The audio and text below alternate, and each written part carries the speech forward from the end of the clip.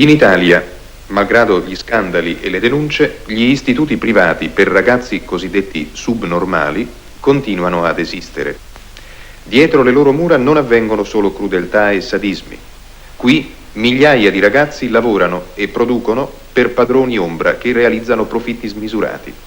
Senza assistenza, senza paga, senza sindacato, senza diritto di sciopero, questi minori handicappati sono attualmente i più sfruttati operai della terra. Dal brefotrofio al manicomio, il destino di questi emarginati è segnato.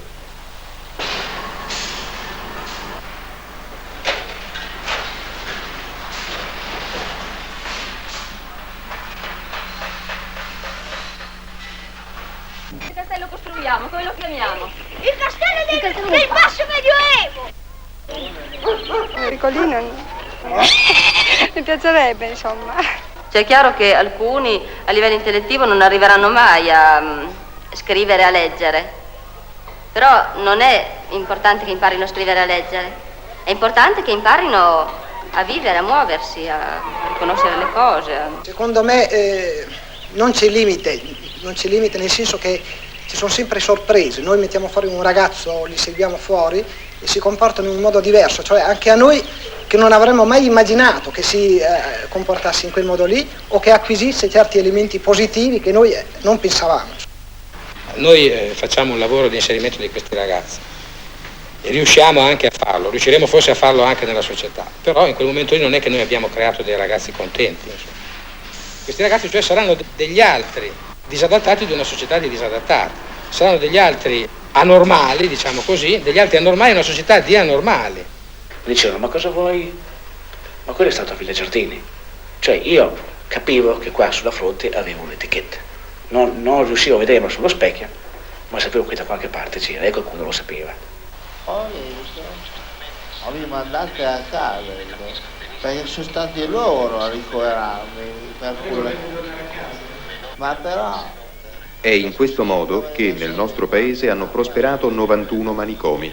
In essi hanno trovato annualmente ricovero 170.000 degenti. Parma, amministrazione di sinistra. Dal 1968 ad oggi la nuova politica psichiatrica voluta dalla Regione consente la dimissione progressiva dall'ospedale psichiatrico di Colorno di circa il 50% dei ricoverati.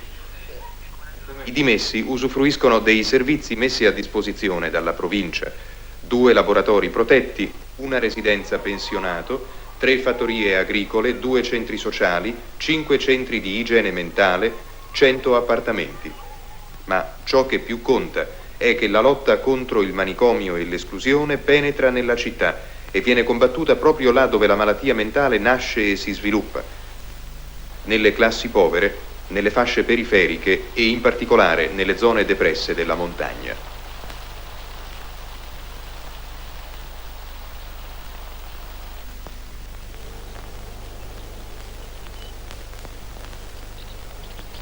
La tua famiglia com'è costituita? Come sarebbe di spiegare una cosa? Quanti siamo? Chi siamo? Siamo in 4. Io, che mi chiamo Paolo, mia sorella Mariangela, Luciano, Zavarone Gabriella, che sarebbe mia mamma. E tuo padre non lo conosci?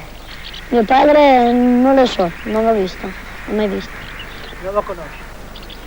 Sai come si chiama? Sì, notario Gisto. Che lavoro fa? Credo che vende le castagne o i limoni, non lo so.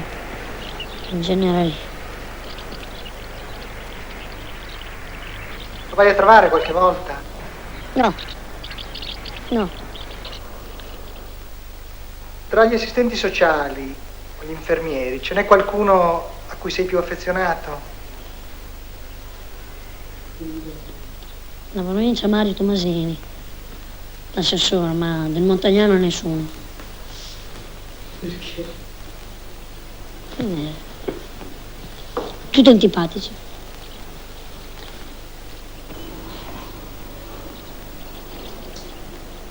Senti, Angela... E Angela? È antipatica. Ci ha detto che una volta gli hai tirato 4 coltelli. Ah.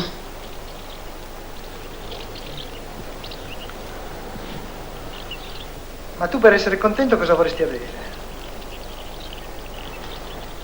Che mi lasciassero in pace.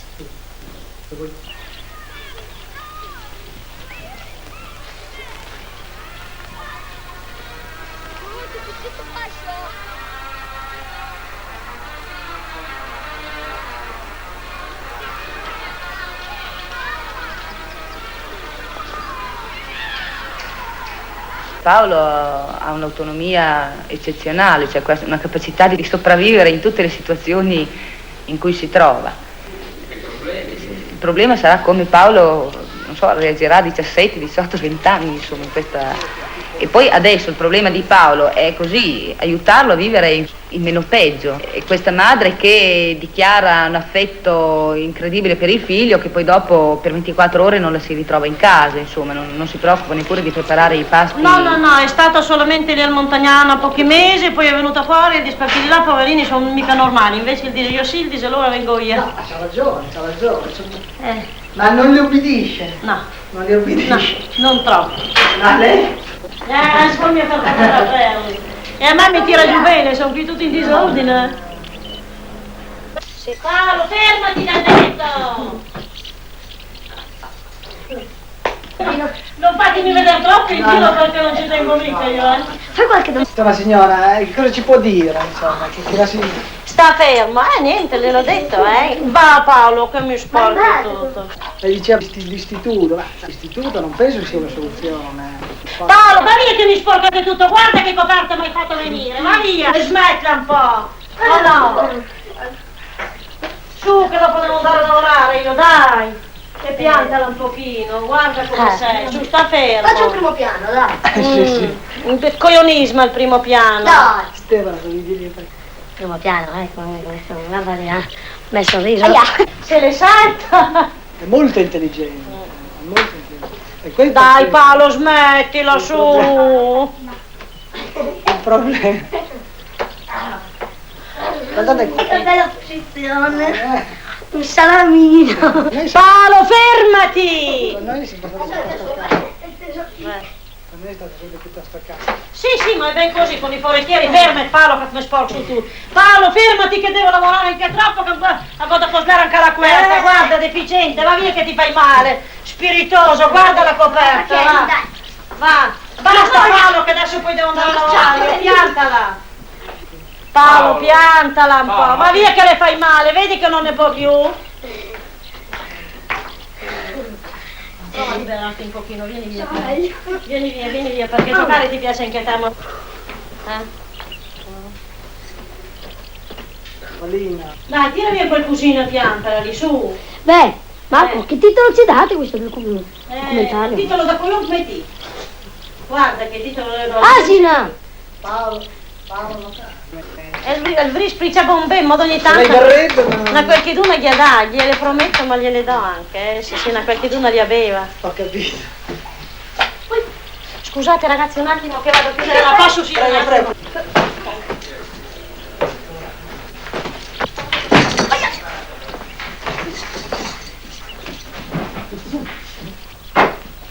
Smettila Paolo. Ho letto solamente il Vangelo. No, ma c'è il Vangelo, lo leggi questo Vangelo perlomeno. No. Cosa me ne frega a me della parrocchia?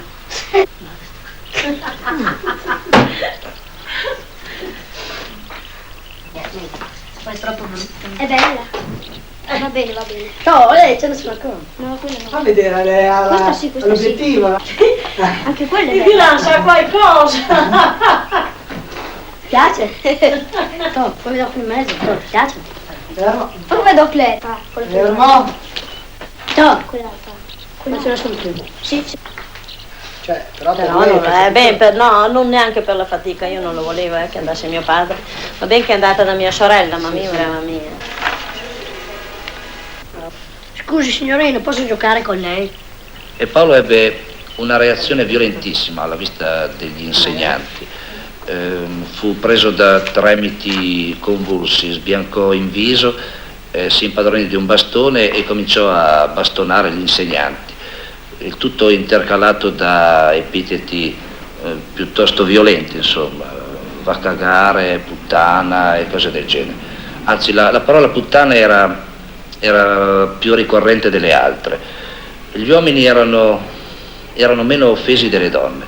La cosa poi si spiegò successivamente per il rapporto che Paolo aveva con la madre.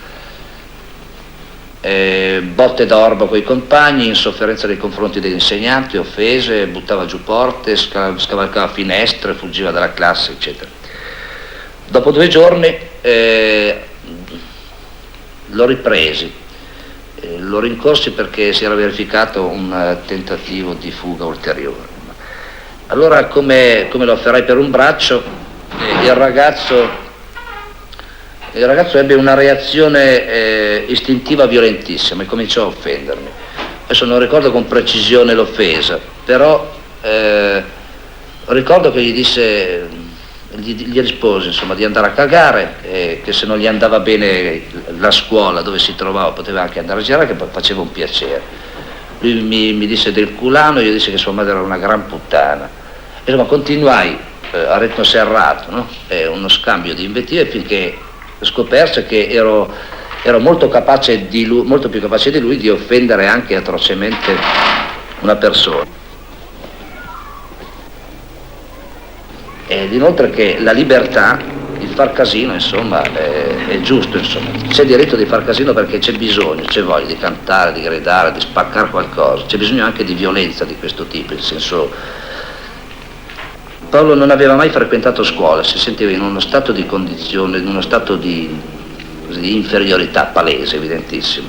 Quindi a mio avviso, e naturalmente questo è opinabile, il suo modo di agire era una specie di rivalsa che poteva avere per il fatto che altri riuscivano a produrre un certo tipo di risultati e lui doveva avere naturalmente come contropartita qualcosa. Il qualcosa a questo punto era il buttare per aria, era lo scalare, un davanzale. Non è voluto rientrare? Non è voluto rientrare? Non vuole rientrare, non vuole, anzi a insistere proprio risponde malamente e entra nel mio. Ha un'idea molto precisa della scuola, no? Molto rigida della scuola, più di quanto noi ci immaginiamo. Quindi a entrare dentro è stato umiliante, entrava in seconda perché non era stato promosso in seconda, gli altri erano tutti promossi in seconda. È un'idea più rigida, ripeto, di quanto noi immaginiamo della scuola. Forse gli è nata dalla sua permanenza in istituti, forse. La psicologa non viene. Se tu entri, Paolo, siamo molto contenti. Questa è la risposta comune, sì. Sentite voi, che cosa ne pensate di Paolo? Secondo me, come si dice, vediamo che noi siamo molto più avanti di lui. Allora lui fa queste stupidaggini, diciamo, per farci vedere che anche lui è all'altezza nostra.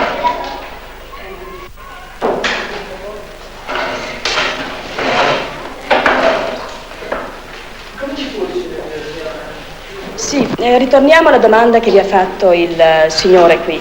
Cioè vi ha chiesto se voi siete contenti della scuola, riferito al problema appunto del nostro compagno, no? Del compagno Paolo qui. No, siccome che l'altra volta, sempre che abbiamo fatto dei dispetti a Bernardi, lui gli aveva preso il lucchetto, quella roba lì. Allora allora le buttava giù dalla finestra e allora quella mattina lì a disegno le dice tutto a me quelle cose lì. E allora mi dice tutto a me, mi offendeva a me. Allora dopo io mi sono stancata e gli ho detto, tu noi siamo noi che ti teniamo in questa scuola. Allora lui dopo ha detto, dopo ne parliamo con la vicepreside. Ma è un altro che mi ha detto che se non era per noi io mi cacciavano via e quando volevano mi potevano cacciare. No, perché le avevano detto al consiglio di classe che se lui continuava dovevamo decidere noi, se noi riuscivamo a tenerlo dovevamo comportarsi bene con lui, cioè far finta che sia come noi, farglielo capire che non è diverso da noi, è uguale a noi. Scusa, ripete la domanda. I più amici nella classe sono stati più amici tuoi quelli che non accettavano niente e che ti dicevano invece sta attento, scrivi come noi, stai fermo. Ce ne sono pochi che mi dicevano così. Ma ce ne sono e quelli sono gli amici maggiori. Ci credi? No.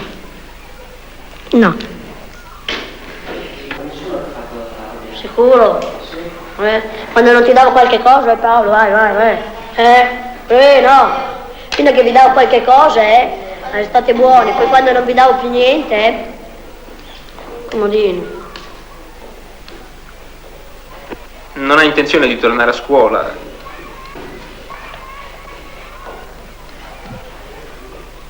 Cioè, vuoi o non vuoi tornare a scuola? Vorrei e non vorrei. C'è un motivo. Guarda Paolo, noi avevamo fatto un programma, no? Potremmo rivedere e riprendere a fare un programma insieme. Se si ricorda, quel programma là l'ho stracciato. L'ho stracciato perfino davanti al preside. Quel programma che mi ha dato lui, l'ho stracciato davanti ai suoi occhi. Che programma era? Un'ora al giorno. Praticamente era un programma che voleva stimolare in Paolo la possibilità di applicazione, di interessarsi a qualcosa. Secondo me lui è adatto a fare i lavori manuali, no? Come applicazioni tecniche, disegno, ginnastica, perché il suo disegno riusciva molto bene e anche il professore cercava di aiutarlo. Scusami, parla. A me tutte le materie mi piacevano, tutte. Sì, ma però... Solamente che guarda, cercavo uno che mi aiutasse, sinceramente. La prima volta, ascolta, guarda, la prima volta io sono venuta a scuola. Non mi hanno fatto né incollare, né tagliare, niente. Ci sono rimasto male anche lì, perché non fanno niente. Invece gli altri gruppi, uno incollava, uno tagliava, uno misurava, uno disegnava. Giù il professore applicazioni tecniche ti ha insegnato, hai fatto quella specie di racchetta che poi hai dato sulla testa a lui. Mi ha fatto senza volere. L'hai fatta, no? Perché dopo quando sei arrivata su l'hai rotta. Non stavi insieme a noi ad studiare, collaborare insieme. Era sempre fuori, era. Ma adesso... Scusami. Ero l'unico che non studiavo, che non facevo il quaderno. Allora... Ma tu eri sempre fuori. Ero fuori, almeno non stavi in classe a far vedere che non studiavo. Tu invece non prendevi neanche la birra in mano. Senti Paolo, una volta tu ti sei arrabbiato perché tua madre ha parlato di cose che tu non volevi che raccontasse. Quindi tu non vuoi che si parli di quello che succede a casa tua? Su, basta. Ma mi scaldo se continuate. Perché ti scaldi? Perché sì, su. Cominciamo lì, Cioè, non vuoi che parliamo di tua madre? Non insistere, dai, sennò vado fuori. Senza fare quel sorridino lì, che mi interessa. Allora non vuoi rispondere? Scusa, mi fai un piacere, cambia argomento. Se no mi piglio e vado fuori. Questo è un argomento che... Sì, da una parte, in un angolo. Allora scegli un argomento tu. Quello della scuola. Abbiamo continuato così perché vuoi cambiare adesso. Io mi ricordo Paola, 5 anni fa, sua madre venne in provincia perché lo voleva ricoverare perché era pazzo, un bambino, ti immagini. E noi ci siamo rifiutati e abbiamo invece contrapposto tutta una serie di cose. Noi, se fossimo superficiali, potremmo dire che non era pazzo Paolo, ma era pazza la madre, invece non è vero, perché la mamma aveva anche lei dei suoi problemi di sopravvivenza, una donna che lavorava tutto il giorno, una donna sola, con un anziano in casa, nessuno che l'aiutava, il ragazzo cresciuto senza padre era un ragazzo con dei problemi, perciò guai se avessimo permesso di etichettare la madre malata, invece bisognava fare tutto un lavoro d'aiuto alla madre, e questo in una certa misura è stato fatto, tant'è che Paolo è stato riaccettato dalla mamma. Per l'amor del cielo, io non voglio imporre le mie idee agli altri, io di conseguenza esprimo un mio parere. Io per Paolo non sono d'accordo che si insista che Paolo vada a scuola, perché in questi ultimi 3 anni Paolo ha sempre vissuto dalla scuola. Per Paolo vuole un lavoro e vuole degli amici. Allora, noi Paolo dobbiamo aiutarlo a darsi un lavoro ed agevolare con dei nostri interventi a crearsi degli amici. Allora, praticamente Angelo, questo è il tuo paese? Sì. Questo paese è disabitato? Sì, praticamente. Tu parlavi di un'emigrazione molto forte, sì. Ma anche i tuoi parenti sono stati costretti ad emigrare? Sì, te l'ho detto, 2 anni in Francia. E perché? Quei falsi politicanti che parlando di piano per la rinascita della montagna, però prendono a calci nel culo i montanari per farne di queste zone le ville estive dei parassiti, le sede di quella manica di schifosi, di animali immondi che gravitano nel più schifoso fango del più sfrenato egoismo per venire qui a insultare con la loro ricchezza questa gente. E quindi la funzione del prete qual è qui? La funzione del prete in queste zone, cioè, è la funzione di servo della DC, e quando dico questo dico tutto. Angelo aveva il problema, prima di tutto, di essere illegittimo. È nato da una madre che viveva fuori Bedonia e quindi difficoltà grossissime anche soltanto così di trasporto da questa frazione al primo centro abitato della montagna. E quindi con tutta la problematica della montagna, la gente attorno, nessuno che poteva aiutare questa madre a tenersi il figlio, e quindi è stato trasportato, portato subito al Brefotrofio. Successivamente poi è ricoverato in un istituto. La Fontanellata è a Montechiarugolo. Sì. Ecco, da Montechiarugolo lei andava a 100 e da 100 poi lì a Novelar, e adesso è tuttora lì. Signora, i primi anni di Angela, no? Quando vive in questo paese, ci può raccontare un po' così l'infanzia di Angela, no? Com'era la vita in questo paese? Quali sono stati i problemi per cui è stato costretto ad andare in un collegio? C'è stato il problema è quello che noi siamo poveri, no? E allora ha fatto tutto quello, in questo periodo Angelo non avrebbe potuto stare qui con lei, vivere qui con lei fino adesso? A qualche maniera, forse. Dato quella filtrazione lì non era proprio che un grave robustone, una filtrazione al polmone non era mica tanto, Poi ci era venuto anche un svanimento che è stato morto 1 ora e un quarto. Quando sono stato all'ospedale mi ricordo che anche lì sono stato una qualche volta sul punto di trapassare. Perciò immagino che la situazione sul mio aspetto, sul mio lato fisico non era allora tanto proprio Quando Angelo era bambino, quando Angelo è nato, il paese era ancora più povero di adesso? Lei lavorava? E qualche giornata, ma poi quando poi è nato lui anch'io mi sono ammalata di bronchite, pleure e via.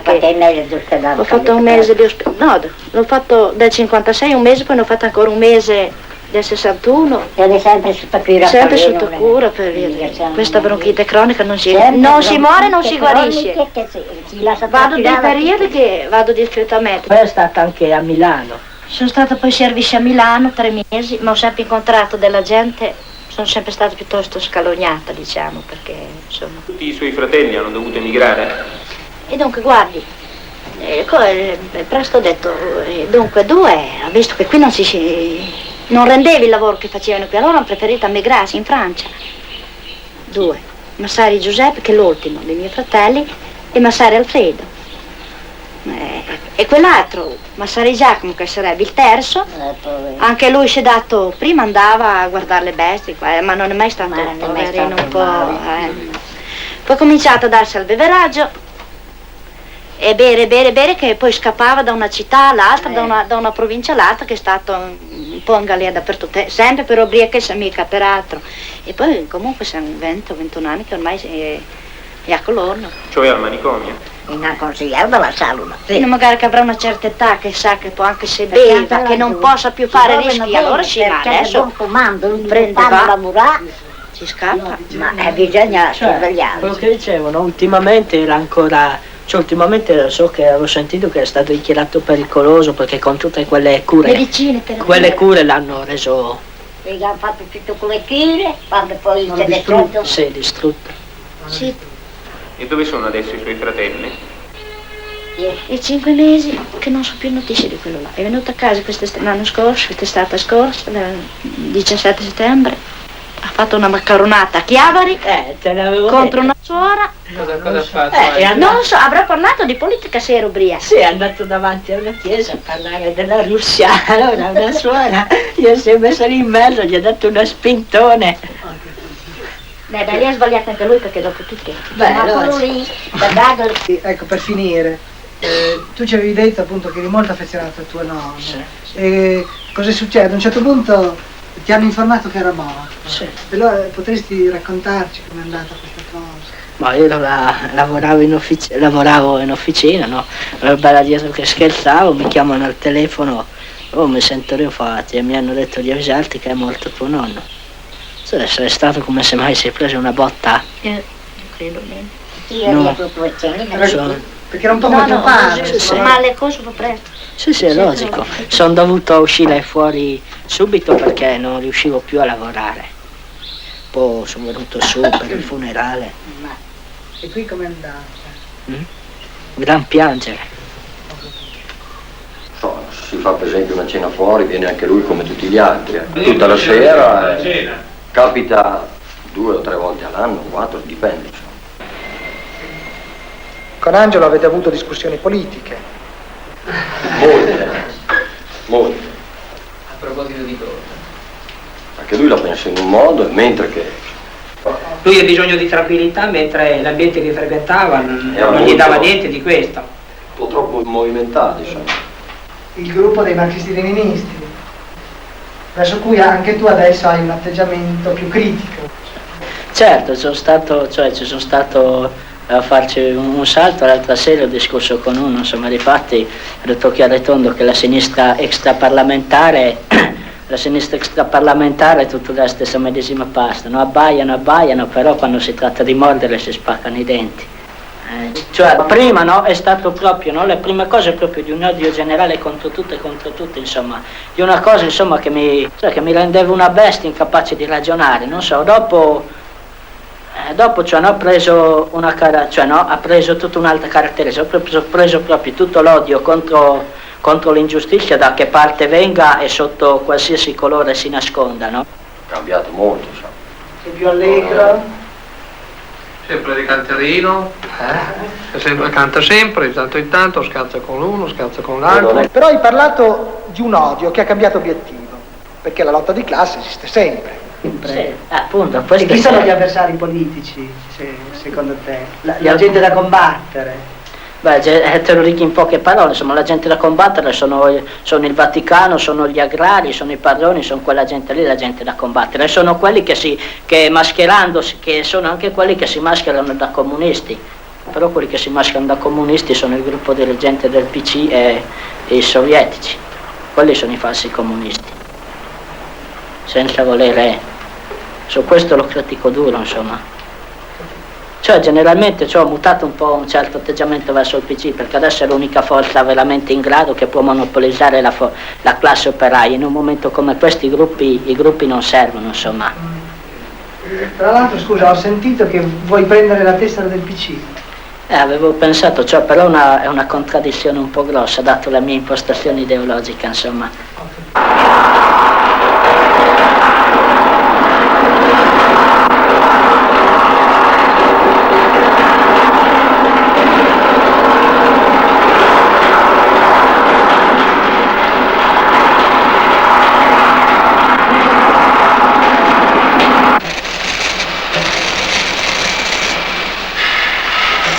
Senti, visto che parli sempre di Stalin, parliamo un attimo dello stalinismo. Il processo di destalinizzazione è avvenuto solo a livello di addossare a Stalin certe colpe, però non è cambiato l'aspetto burocratico, non è cambiata la repressione nei confronti degli intellettuali. È venuto nei confronti di certi intellettuali la repressione giusta. Non venirmi a tirar fuori queste teorie qua, va, perché ci sono state le degenerazioni. Una certa degenerazione burocratica, sono d'accordo, ma la linea stalinista sulla dittatura del proletariato, la linea stalinista sulla costruzione del socialismo, sulla guerra, quella è la linea giusta. Non si può destalinizzare la linea della dittatura del proletariato, solo come ha fatto Mao Zedong, correggendo gli errori ma non destalinizzando, perché se destalinizzando, come dice Mao, avevano due spade, una era Lenin, l'altra era Stalin. Come hanno abbandonato Stalin al 20° congresso, hanno sputtanato anche Lenin, perché loro lo sanno che Lenin portava un discorso ben diverso da loro, ma ora questi sciacalli hanno anche il coraggio di fare delle tessere e spacciarle per Lenin. Loro la bandiera rossa della rivoluzione l'hanno buttata nel fango, perché quelli lì non li devi vedere come comunisti, ma come una manica di traditori che per certi errori e limiti di Stalin hanno usurpato il potere, e usurpando il potere hanno schiacciato la classe operaia sotto un tallone di ferro, sotto una feroce dittatura fascista. Quella gente lì con Lenin e con Stalin non ha nulla a vedere. Ma scusa, tu parlavi prima di centralismo democratico, ma in realtà Stalin non ha rappresentato un momento di centralismo, ma di centralizzazione. Stammi a sentire, a me i discorsi intellettuali già la questione, io seguo la linea, tu pensala come cazzo ti pare, io seguo la linea che dicono i cinesi. I cinesi dicono che in un certo periodo Stalin sbagliò nell'applicazione del centralismo democratico, e come tale, vabbè, questo lo riconosco. E non è mica un errore da poco, E non è mica un errore da poco. Vabbè, ma Ad esempio Marco ci diceva l'altro giorno, quando ci siamo visti, che un suo grosso problema è quello della solitudine. Ecco, lui ne parla molto, ma è un problema che senti anche tu, oppure non lo senti, non ti va di parlare? No, non è che non me ne vada di parlare, vabbè, lo sento, lo sento anch'io il problema della solitudine, però lo vedo, il problema della solitudine lo vedo inquadrato nelle strutture stesse di questa società, insomma, Ora, alcune volte io ti esprimo sinceramente la mia opinione. Quando tu parli di politica, rischi alcune volte di sfuggire i tuoi reali problemi. Discutere di politica diventa, insomma, per te una specie di fuga. No, non credo. Nelle esigenze per cui voglio lottare con gli altri sono anche le mie esigenze, insomma. Tu, Marco, nei momenti di maggiore crisi hai tentato di ucciderti. Questo centro della provincia, il Montagnana, ti ha dato una mano a ricominciare. Sì, il Montagnana mi ha dato molto la mano, che tempo fa ho fatto dei gesti mica belli. Dei gesti che ho preso da Trielina di tanti problemi che c'avevo io e la volevo fare finita. Fa un gesto molto che mi ha fatto molto male, e Montagnana mi ha aiutato in quel punto. C'erano dei motivi precisi per cui hai preso la Trielina? Sì, c'erano dei motivi molto precisi, un po' che mi trovavo un po' solo fuori, e tanti problemi vedevo che non li potevo risolvere bene. È logico che pensavo anche delle brutte cose dentro la mia mente. Allora dice, età reale anni 6, l'età mentale anni 3, quoziente intellettivo 0,55. Il bambino quindi non può trarre alcun profitto dalla frequenza di una scuola normale. In considerazione anche della sua situazione familiare, riteniamo che sia consigliabile un ricovero in istituto per deboli mentali parzialmente recuperabili. Questo poi del parzialmente recuperabile è il concetto che viene utilizzato ancora oggi, cioè la divisione che viene fatta fra recuperabile e irrecuperabile. Divisione che oggi ormai è stato dimostrato che non esiste niente di irrecuperabile, insomma, ormai questo è un concetto, direi, che almeno nella nostra realtà è stato ampiamente superato. Te la cavi bene? Sì, abbastanza, sul lavoro ce la faccio benissimo sul lavoro, me la cavo benissimo sul lavoro.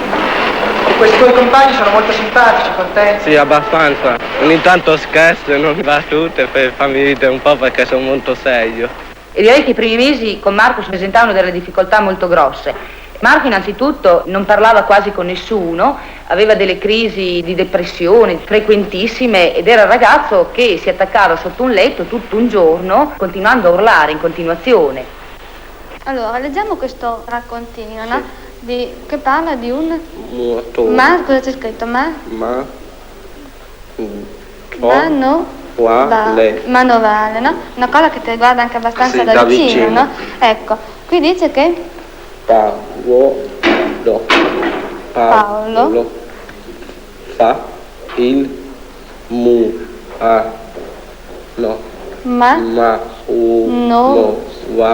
manovale.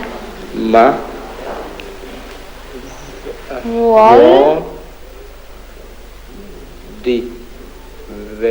diventa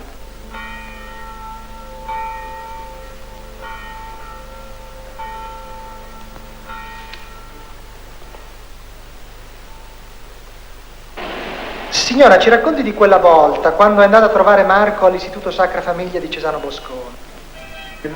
Sì, ho visto dov'è. Poi c'è 5-6 chilometri. Tutto a piedi ho fatto. E te va. Arriverò, poche volte arriverò. Allora quando sono arrivata là, allora dice, ma chi è lei? Dice, chi è lei? Perché non ho mica conosciuto. Ho detto, guardi che io sono amante della Catani di Marco. Allora dice, perché chiama il dottore? Allora dico, aspetta il dottore. Dice, ma lei dice, non è morta. A me vabbè. Allora dico, che cosa sto aspettando? Ho detto, guarda che io non sono mica morta, sono viva, sa? E sa che mi hanno detto che era morta lei. Dice, ma somiglia tanto a suo figlio, dice che io credo che sia sua mamma. Ah, credo, dice mio figlio. Sa, somiglia molto a me Marco. Allora dice, sì, è suo figlio. Non vedo tutta questa perata. Un ubriaco, una pesciarella, povero. Non sa, più un momento non c'è niente, allora dice, andate là, in un camarino, ci ha messo. Allora ho detto, Marco, stai bene qua dentro? Dice, no mamma, non sto bene, perché mi picchiano, e poi mi hanno tutti tagliati i capelli a giro. Perché tagli i capelli? Perché dice, ho i pidocchi, o che i piocci, sono mica, perché... Ma con tutti le poveri. Niente, allora niente, allora stai bene? Dice, no mamma, dice, se te fai... Dice, non sto bene, insomma, tienimi fuori perché io mi sento intalmato qua dentro. Dice, ci sono delle robe... Dice, ci sono i pazzi qua, ci sono i matti. Allora un giorno sono andato a giorno, il secondo giorno sono andata con la lettera, l'ho tirato fuori. Allora vedo uno là, fatti di matti, insomma, fatti di sì. Uno mi ha detto, signora, ci sono... a Parma vendono le medicine. A Gotabacco le vendono mica. Un altro... Mi viene vicino, un po' matto, mi guardi bene, ma dice, ma mica farci caso, sono matti, No, non ho problema, che dice, sa signora, com'è, bello, e sa che è bella, vabbè, grazie, sta lontano, basta, poi c'era un altro che faceva il coso, la guerra, cosa fa? E fa la guerra da solo, Ma di lavoro, tu spacchi il dedo, il matto tu spacchi il dedo, quando sei stata la mattina mi metto la camicia addosso. Buon lavoro, mamma, un domani portami fiori, che viene ancora. Ma con suo marito lei si è divisa? No, io dopo che siamo lasciati andare, cosa 25 anni che siamo... Io non la voglio neanche vedere, perché mi fa schifo. Sai che mi fa schifo? Non la voglio neanche vedere, poi bussa scattaceve. Perché piuttosto possiamo pagare la morte. Ma dice, ma tuo marito mi fa da macero, andare una bella pugnale da me, masto. No, voi mi sapete. Ma suo marito adesso che cosa fa? La vita del delinquente. Ma come campa? Come campa? Va a prendere i cartoni delle botteghe. I cartoni vende quello lì, mangia con quello lì, va a mangiare i frati. Dunque, a mangiare i frati. Niente, di robi che mondo. Ma lei... Sì. Ma lei sa dove abita? Dove abita? Sta lì per andare piccole figlie, palassoni lì. Ma non lo incontra mai per la strada? Non lo voglio neanche vedere, non lo voglio neanche per lui sta scattaserra, madonna. Ho detto che vestisce drosca al muro. Cioè, quando muore? Vestisco di rosso. C'ho la vesta lì, sa? Sì. Ah, lei ne sarebbe felice, cioè? Sì, che dica, ma neanche una lacrima fa. Dico, meno male che mi ha sbarato un delinquente comparso. Ma non crede che anche lui abbia avuto sfortuna nella vita? perché va a scappiare al bumbu. Se qua quello pesca, che da budubi c'è il vese col fa, al valete al va a dormire. E lui taglia che scaga sé. Sa che mia figlia è stata il buon pastore, la Giovanna. Mio marito il disgraziato ha tirato fuori. Sa che l'ha tirata fuori il buon pastore? Sa cos'è adesso? Sa cos'è? Sa cos'è? La prostituta. No. Sì, 20 anni ha cominciato a fare bella prostituta. Sa cosa vuol dire? Sì, è tragico. Ecco. Cioè, questa figlia abitava da suo marito? Sì, sta con mio marito e la ragazza si è buttata nella malavita. Adesso non c'è più nessun aiuto che l'aiuto quella ragazza lì. Sa che mi ha messo una casa di correzione, me mi hanno messo. Sa, a Bologna. Quindi c'è tutto un passato. Sì, che c'è il passato, che c'è a fare un romanzo sulla mia vita.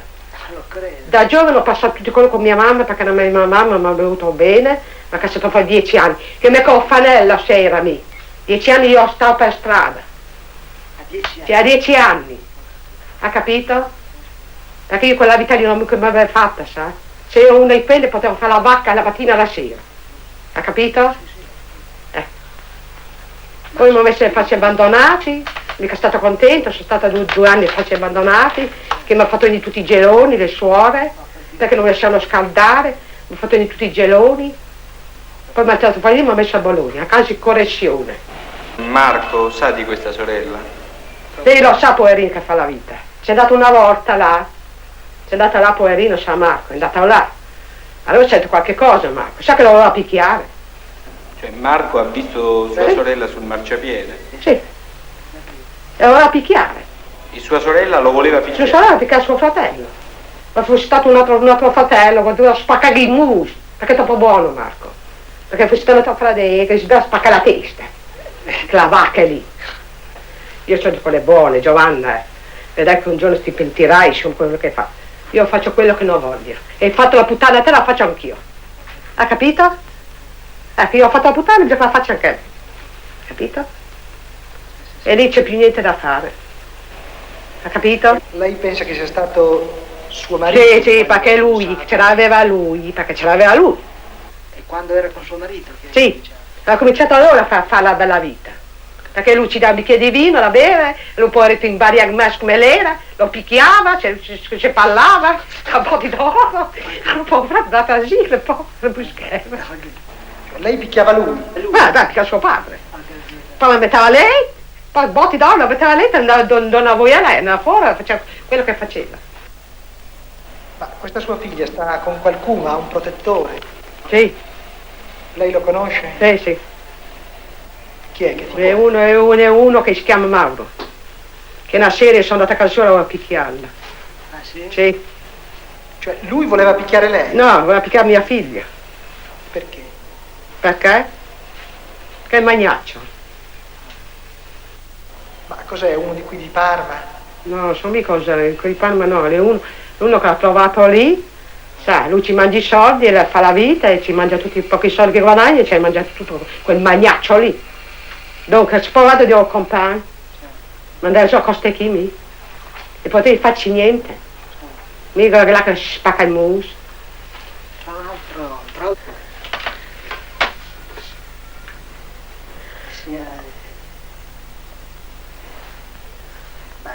poi praticamente adesso lei non ha assistente, cioè non ha... Io ho poca pensione dalla mano e basta. Ha una pensione? Sì, perché sono sbagliata la mano del lavoro, mi sono rovinata la mano, sa? Che io l'anno scorso c'era Marco lì a casa da solo, vede, quindi da una pensione perché sono sbagliata la mano. E c'era Marco da solo, mi sono fatta male di notte, alle 5 della mattina. E mi hanno dato i punti, mi danno la pensione perché ci ho spaccato la falanca. Ma quanto le danno la pensione? Sa cosa mi danno? Che dica su. No, pensa poco. 3, 40?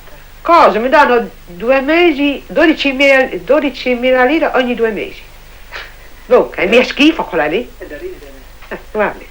Vabbè, e lei ha l'unico mezzo l'unica sussistenza che ha? Ecco, quella lì e basta. 12.000 lire? Sì, ogni 2 mesi. Sa che sono andata a dormire da alberghi, perché non ce l'avevo la casa. Ha capito, ho dovuto fare anche la bella vita. Per 2 anni ho dovuto fare la puttana.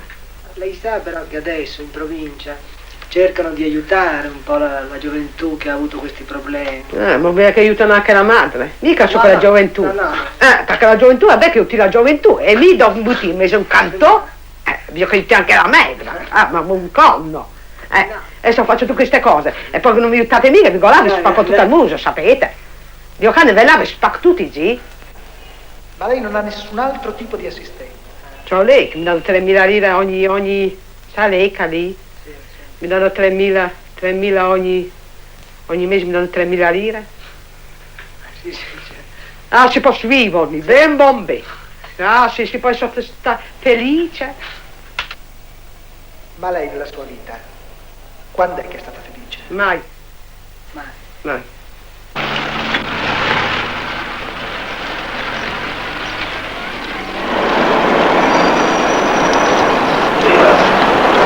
Senta, vuole parlare di suo figlio?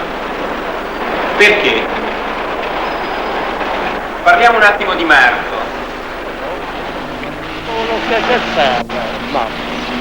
Senta, lei lavora in questo periodo? Per il momento sono disoccupato.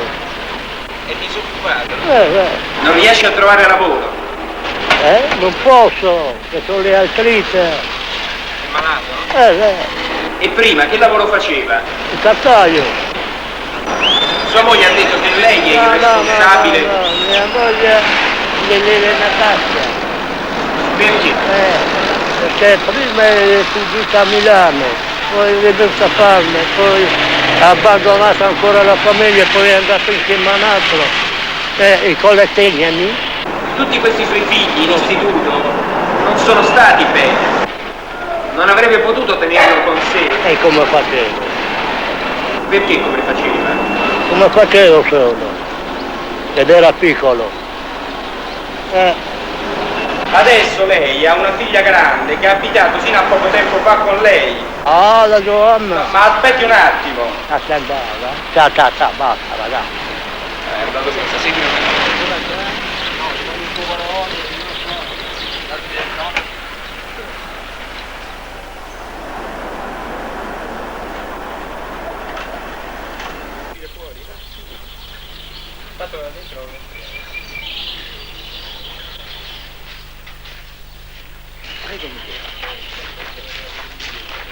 Non sapere se era possibile girare con i bambini all'interno dell'istituto. No. Non crede? Sono già venuti ancora loro. No, non siamo mai venuti. Ma c'è una madre superiore o lei? Sì, no, io posso far accomodare intanto, ma perché ci vuole un permesso vero e proprio, non so. So come dentro. Sì, no, possiamo anche aspettare qui magari. Perché è abbastanza impegnata. Ah sì, va bene, grazie. Qui? Non è assolutamente possibile. Proprio no. Ma c'è un motivo, ci può spiegare? No, io veramente il motivo vero e proprio non lo so, solo tanto che so che... No, scusa, lei sta tirandomi giù. No.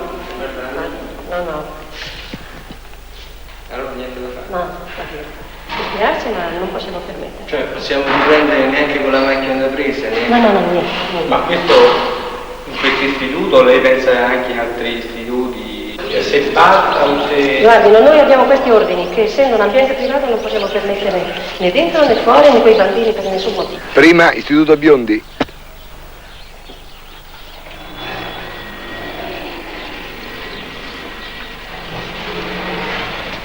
Io non ho ordine di prendere dentro nessuno.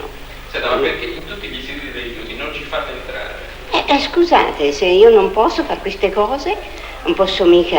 Ma ci sono degli ordini superiori. I superiori mi hanno detto così, io non posso andare contro gli ordini superiori. In nessun questo istituto momento. religioso si può entrare. Assolutamente. Ma neanche per riprendere delle stanze vuote. Neanche per riprendere delle stanze vuote. E perché? A me mi hanno dato questo ordine e io eseguisco l'ordine. Ci sarà qualcuno che è responsabile? Sono- Alla fine di questi ordini ci sarà qualcuno che decide. Io posso domandare, ma scusi, cosa fa lei per piacere? Niente. Oh, qualche cosa sta facendo. Io sto così, guarda. Sì, tanto mi prende giù. Sì, stiamo riprendendo. Ecco, allora sì, guardi, io non posso fare niente. Ma forse la madre superiore. Neanche vedere una stanza. Neanche vedere una stanza. I bambini quando rientrano? Lei non vuole più parlare. Non vuole più dire niente. Magari poi telefoniamo tardi. Beh, adesso ci saranno stati qualche istituto dove certi metodi usati non andavano, ma però, sa, il fumo, su sciocchezze si è fatta una campagna nazionale, che so io che non era proprio il caso, e queste campagne nazionali su questo picchiare, su questo qui, su questo là, a scopo, sapete, politico, e non c'è movimento regionale, provinciale, nazionale adesso che non abbia lo sfondo politico, perché tutto deve avere questo sfondo politico e tutto deve raggiungere quell'obiettivo. Ecco, scusate se io sono piuttosto esplicito. No, ma lei ad esempio ha saputo il caso della Pagliuca a Roma? Sì, ci potrà essere stato qualche caso. Per fortuna Marco è riuscito a scappare dal Sacra Famiglia di Cesano Boscone.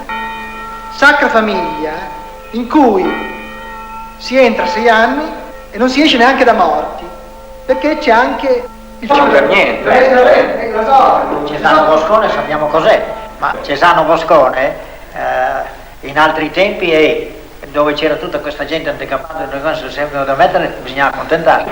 Cos'è che sei qui? Sei via da Cesano Boscone? Sono già 6 anni. 6 anni, sono entrato quando piccolo. Insomma, ho visto degli ambienti mica belli, insomma, ho visto dei collegi dove ti trattavano come cane, non dico, una metà di quei collegi, una metà ho visto. Insomma, io sono andato a finire in quei collegi lì dove ti trattavano come cane. È logico che non c'avevo neanche un titolo di studio, lavoravo tutti i giorni a Milano, facevo le cose delle luci. Mettevo tutti i pezzi delle luci e mi davano 400 lire alla settimana, e 400 lire non è niente alla settimana del lavoro. Ho visto delle cose molto tremende con gli occhi. Logico che non posso dire una parola perché io ho visto con gli occhi quelle cose lì. È logico parecchi istituti fanno gli ragazzi come animali. Lì il problema, io credo che voleva essere affrontato, è un po' il problema dell'omosessualità, che ad esempio... Ma lasci stare con un semo, l'omosessualità. No, c'è questo da considerare. Il problema dell'omosessualità negli istituti è preponderante, come volevi dir te, no? Però bisogna sempre vedere, perché io, te l'ho detto, sono 5 anni che faccio l'educatore, a me è capitato 1 o 2 casi del genere. No, è fatto d'assistenza, se non è cristiano convinto non può fare un sacrificio di formazione, di attenzione, di avvicinamento, di diventare una cosa sola con questi individui, non lo può se non è cristiano. Cosa sei diventato? Come cristiano cosa sei diventato adesso? Cosa sei diventato? Tu prima eri cristiano e ero praticante. Adesso che capitombolo hai fatto? Dillo. No, adesso, cioè nella Chiesa come la intende lei, non è la Chiesa come la intende lei, c'è un sacco di corruzione, no? E la Chiesa oggi come oggi ha degli... cioè, io le faccio un esempio, anch'io molto spicciolo, il Vaticano c'ha miliardi e miliardi, però poi fuori c'è i baraccani. Insomma, io a questa chiesa qua non ci credo mica, no? È il film, è la pellicola che gira continuamente. No, ma no, noi quando abbiamo a che fare con un comunista, io sono anticomunista, sappiatelo bene, quando viene qui un individuo che è comunista, io glielo so dire subito cosa cerca di dire dietro al Papa, l'Inquisizione di Spagna, va a cercare tutto quello che può esserci di marcio. Ma la manovra è questa, gente, abbiatelo bene, che la manovra di smilitarizzare di cose è quello di creare dei comunisti, la manovra di creare i nidi, gli asili, le scuole a tempo pieno, è questo, di scristianizzare, di portare via la gente alle famiglie, in modo che quando i bimbi vanno via dalla scuola, vanno a casa dall'asilo, piangono, non vogliono andare via dall'asilo, piangono perché la mamma non la conoscono più. Questo è lo scopo. Un minuto. Cioè, no, punto primo, no, intendendo, dicendo, no, che molte volte, no, uno è un cristiano che si impegna con determinate idee politiche, no? Uno proprio nella lotta di classe può essere più vicino a Dio di quanto lo sia uno che siede... Ma questa è lotta di classe, con le convinzioni cristiane, con la pratica cristiana è un'altra roba. Ad ogni modo, Angelo, tu sei rimasta ancorata a quello che è il movimento di Comunione e Liberazione. No, e Comunione e Liberazione rinnega la lotta, no? Cioè pensano di risolvere tutte le cose con la messa. Violenza. Sì, con la non violenza. D'accordo che a un certo tipo di violenza sono contrario anch'io, insomma, a tutta la violenza bisogna essere contrario, a tutta la violenza. Non a quella che ci viene fatta, però. Se uno si deve subire la violenza senza reagire, logico che... Deve essere la violenza né da una parte né dall'altra, deve regnare l'amore in mezzo a noi, non la violenza. Lo so, ma lo secondo, quelli che hanno in mano il capitale, quelli che hanno in mano i soldi, per aumentare il loro capitale, per aumentare i loro soldi, loro non possono mica dire... È logico che la borghesia ha sempre fatto strada. Ma il ragionamento, e guardate, state lì a cavilare, ma loro sono preparati apposta, sta lì alle cose, poi si è voltato al prete, perché io faccio parte alla borghesia, faccio parte ai parassiti, faccio io non do conto a è quello il senso della parola di quella gente di sono preparati così. Un secondo. Lei è convinto, però la verità è che molte volte, spesso, troppe volte purtroppo la Chiesa è stato uno strumento di potere, insomma, e certi aspetti, gli aspetti più retrivi e reazionari del Vaticano lo sono ancora oggi. No, là dai, il mio coglionetto. No, non è una cogliona. Non bisogna mica fare di tutto un erbo un falso, quello che ha detto Angelo. Che adesso la Chiesa abbia avuto i suoi tempi del potere anche temporale e vabbè. È un fatto, è ben finito, ma che adesso la Chiesa abbia dei poteri, come ti dite, non ha nessun potere la Chiesa adesso. Quei collegi lì che mettono dei ragazzi intelligenti, vengono fuori imbamboliti, quello lì sono cose vere che esistono, perché io li ho viste con gli occhi e mi incavolo per quelle cose lì. La borghesia è quella che ci dà la mano, strumento apposta. E ci dà anche i soldi. No, i preti non diventa si possono ma lui sto stuzzicandolo, ma lui ha in animo quello perché si pesa quel lavoro lì, perché è stato preparato. I preti danno quella mano lì per andare avanti dalla borghesia, logico.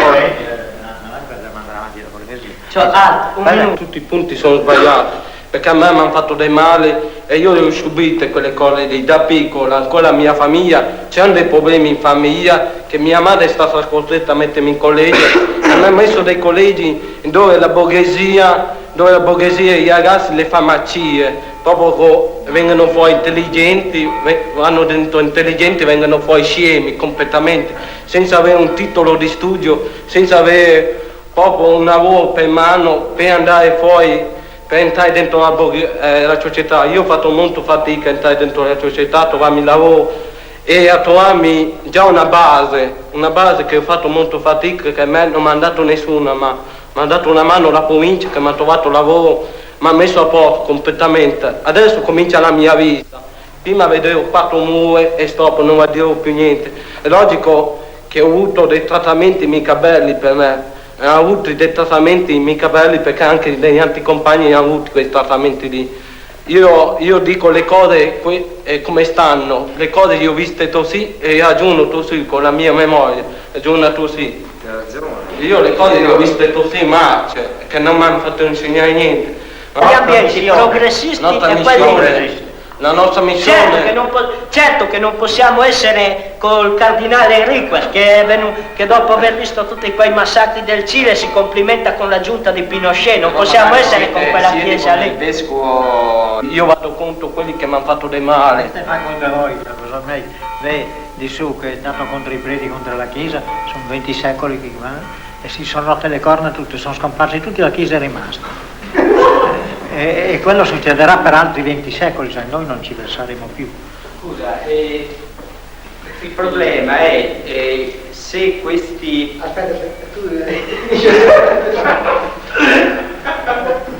Parlo dalla rogna che ci viene messi nell'anima contro la Chiesa.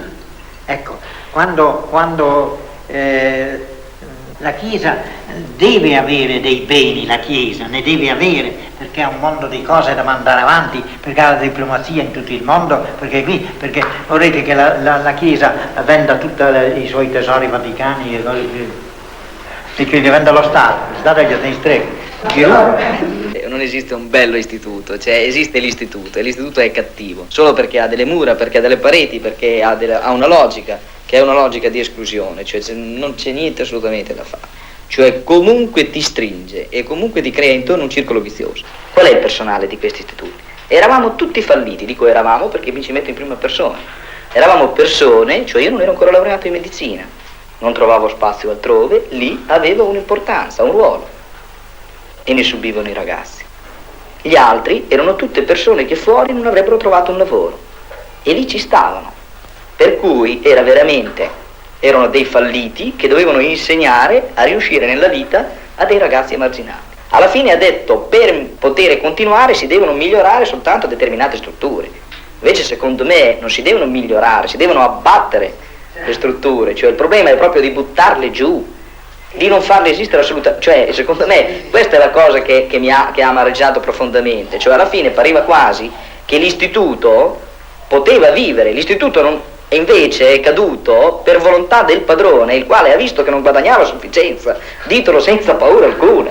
E quello in cui venivamo noi, che era la classica fastidio che tu dici, la messa dentro, la vita dentro, cioè le occasioni comunitarie erano il Natale, la prima comunione o una partita di calcio. Cioè che io sono stato a un certo punto, no, in un certo istituto dove la maggioranza dei ragazzi erano omosessuali, ma non il fatto che lo fossero per malattia, ma proprio per il gusto loro, cioè per il gusto di rovinare i più piccoli praticamente. Insomma, infatti io sono entrato in quell'istituto lì e purtroppo insomma ho visto c'era tutto quel marciume e non so, mi è capitato insomma di trovarmi immischiato in certe orgette che facevano loro, insomma non è che io abbia partecipato pienamente, però mi ci sono trovato immischiato ed è stata una cosa veramente disgustosa. No, dove sono stato io in collegio non parlavano di quelle cose lì, perché insomma non si parlava mai di quelle cose lì perché il tempo libero te lo riempivano là in collegio, o giocavi a pallone o alla domenica andavi a fare delle gite alla domenica o alla domenica andavo a fare il cricket dentro là, insomma il mio tempo libero lo passavo molto bene, il mio tempo libero. Prostitute. C'è loro questo ragazzo montagnano, questo infermiere del Montagnana, scende già sposato. Cioè, per lui sarebbe già stato un rischio prendere su questi ragazzi, portarli da queste prostitute per avere questo rapporto. Cioè lui ha cercato insomma di non correre molti rischi, cercare di fare dei prezzi un po' ragionevoli, insomma cercare di bilanciare un po' le cose. Ci siamo andati, io sono andato una volta o due, per me sono già andato altre volte, ma sono andato in compagnia. Cioè, per loro penso che sia stata una cosa abbastanza interessante per la prima volta. Un mio amico invece ha avuto una cosa molto negativa, cioè non credo che ci sia riuscito. Gli è andata un po' male, infatti per 2 o 3 giorni ha fatto un po' una tragedia, poi rimane una cosa negativa. Cioè, finisce lì e loro si dimenticano tutto. Ma è successo, c'eri anche tu? Sì, c'ho anch'io. Ci sono andato 2 volte. Sono andato 2 volte con Montebello, una volta vicino a Lodi e una volta a Parma. La prima è stata molto negativa, che non ci sono uscito e sono andato via un po' male un cuore, sono andato via, perché insomma non ci sono uscito la prima, perché insomma c'erano dei motivi che non ci sono uscito. Non voglio spiegare i motivi perché sono motivi molto semplici. Invece la terza sono uscito molto bene con la terza, siamo andati vicino a Lodi e con la terza insomma ci sono uscito. Poi con la seconda non lo so cosa mi è successo perché non ci sono uscito. Sono stati, si vede in quel momento lì che non ci avevo voglia, poi in quel momento lì. Ma tu pensi che fosse una cosa positiva questo tipo di... No, per me non è positiva che non ti fa maturare come uomo. Non ti fa maturare come uomo È logico che una puttana è un'altra cosa, ma una ragazza è una cosa seria, la ragazza. È logico che non puoi fare veri contatti umani con una puttana, puoi fare i contatti umani con una ragazza. Cioè per una troia persa non piange nessuno, perché per una troia ne puoi trovare un'altra giusta, insomma questa è la morale. Pare che tu sia un grosso lanciatore di coltelli, che roba varia. Tu non riesci a stare a scuola? No, non riesco a stare fermo 5 ore. E gli altri, i tuoi amici ci riescono, perché, secondo te? Sono fuori dal normale. Non lo so. No, ma anche gli altri, vedo le mie classi non stanno fermi. Ma senti, a scuola vuoi vivere la tua vita in libertà? Beh, la mia vita no, c'è ancora l'avvenire davanti. No, la vita di adesso. Vabbè, adesso sì. Ma sei contento di vivere così? No. Senza far niente? No, Cosa vorresti fare? andare a lavorare, E perché non ci vuoi andare? perché non ho l'età. Ma scusa, perché credi che andando a lavorare di risolvere tutti i tuoi problemi? No, ma un po' sì.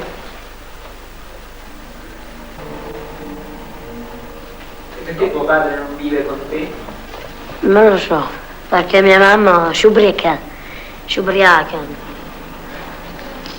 beve e poi andare in mezzo alla strada, boom. Sì, si ubriaca, è stato molte volte all'ospedale. Una volta c'è stato 1 anno e mezzo. Il fatto che tua madre sia sposata 3 volte ti è dispiaciuto? A lei o a me? Sì. Perché non andrebbe bene, basta sposarsi una volta, 2, ma 3. Accidenti. A fare la collezione di mariti dopo. Mica.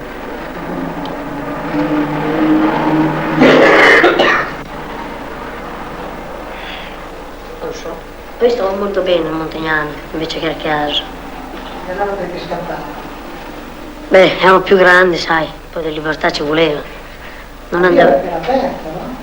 Accidenti. Bisogna, Paolo stai qua, Paolo non andare là, Paolo è qui, Paolo è di là, e io mi stufavo. A un certo punto sono fuggito 3 volte, e sono fuggita una volta anche dal mare, ti ricordi? E anche quella. E la psicologa? Vuol dire che vale il diavolo anche lei, tu. Ma cosa ti domanda? Lei, te l'ho già detto, mi domandano di fare il bravo, qui e là, una volta, 2, 3, 4, 5, la sesta mi sono stufato, l'ho chiusa dentro, ho buttato via la chiave, poi il bidello non la trovavo, io l'ho trovata e l'ho buttata fuori dalla finestra. Ti dice solo di fare il bravo? Solo no, mi diceva anche studia che vedrai ti fa bene, studia che vedrai che ti farà bene. Secondo me puoi studiare mi fa dimagrire e basta. Non so io. Ma ti diceva solo quello? Sì. Comportati bene. Comportati bene anche a casa, diceva. Sì. Vieni qui a mangiare con me per coccolarmi. No. Dai. E ci sbattevo la porta in faccia perché no. Se no quella là continuava fino a domani. A me non mi piace la gente che ripetono le cose. Cioè, ti sembra che questa psicologa No, fa anche per aiutarmi. Ma non ti capisci, no? No, io non capisco lei. La stessa cosa. Ma era bello, però. Mi divertivo. Dalle femmine prendevo i dentifrici, ci facevo... Ci mettevo una mano nel catino, no? Prova anche a te. Dormi, ti metto la mano nel catino, si bagna, dopo ti pisci a letto. Ah, sì, mentre che dormi, tu metti la mano dentro, pisci a letto. No. Con chi hai provato? Con Danilo, ti ricordi in colonia? Faceva delle picchiate. Guarda, non lo so. Questo è bello. Se la metti la mano nel bidet. Dio che era, pisciare basta. Questo è fenomenale. Ma sei addirittura cosa del genere in vita mia, ma tu sei un arsenale di malefatte. E allora, e poi facevamo il sacco, abbiamo tagliato appena il lenzuolo, facciamo lo si infilava, un buco nel lenzuolo. Sì.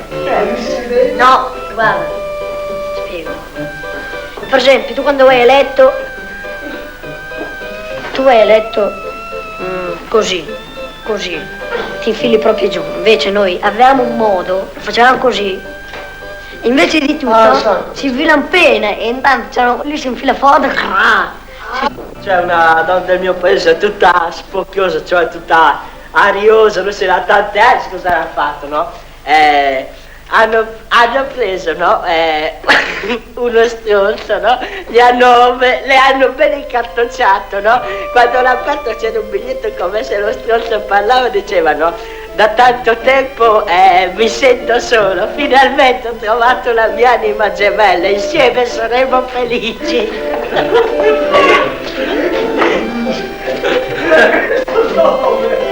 Al mio paese. Fuori! Sto dentro. Fuori! Sto dentro, allora vado fuori io.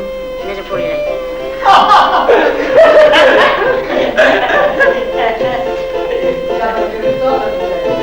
Il direttore mi ha dato la cioccolata.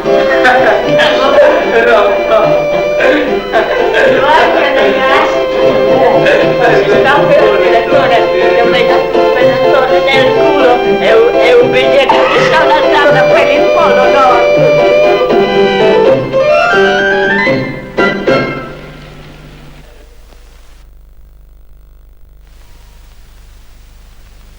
Voi avete fatto questa esperienza, avete accettato di far vivere a casa vostra per un anno 6 ragazzi definiti irrecuperabili. Prima di tutto, come abbiamo accolto i ragazzi, abbiamo fatto in modo che trovassero un ambiente familiare, sia nell'ambiente stesso della casa. I mobili erano quelli delle famiglie normali, insomma non c'era niente che ricordasse l'istituto. C'era ad esempio anche il liquore, era tutta a portata di mano, i ragazzi non si sono mai approfittati di niente, perché secondo me si approfittano delle cose quando le cose sono nascoste.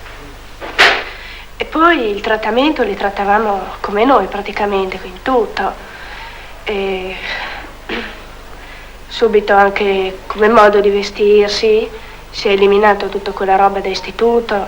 Poi nei primi tempi con questi ragazzi si usciva assieme per insegnarci un po' a conoscere la città. Non conoscevano nulla, non sapevano lavarsi, non stavano, anzi i primi tempi un po' a Montagnana avevano già fatto qualche piccolo miglioramento, ma non riuscivano nemmeno a rimanere vestiti, mangiavano con le mani come degli animali, avevano paura a uscire in strada perché tutte queste macchine che non avevo mai visto dalle finestre dell'istituto li terrorizzavano.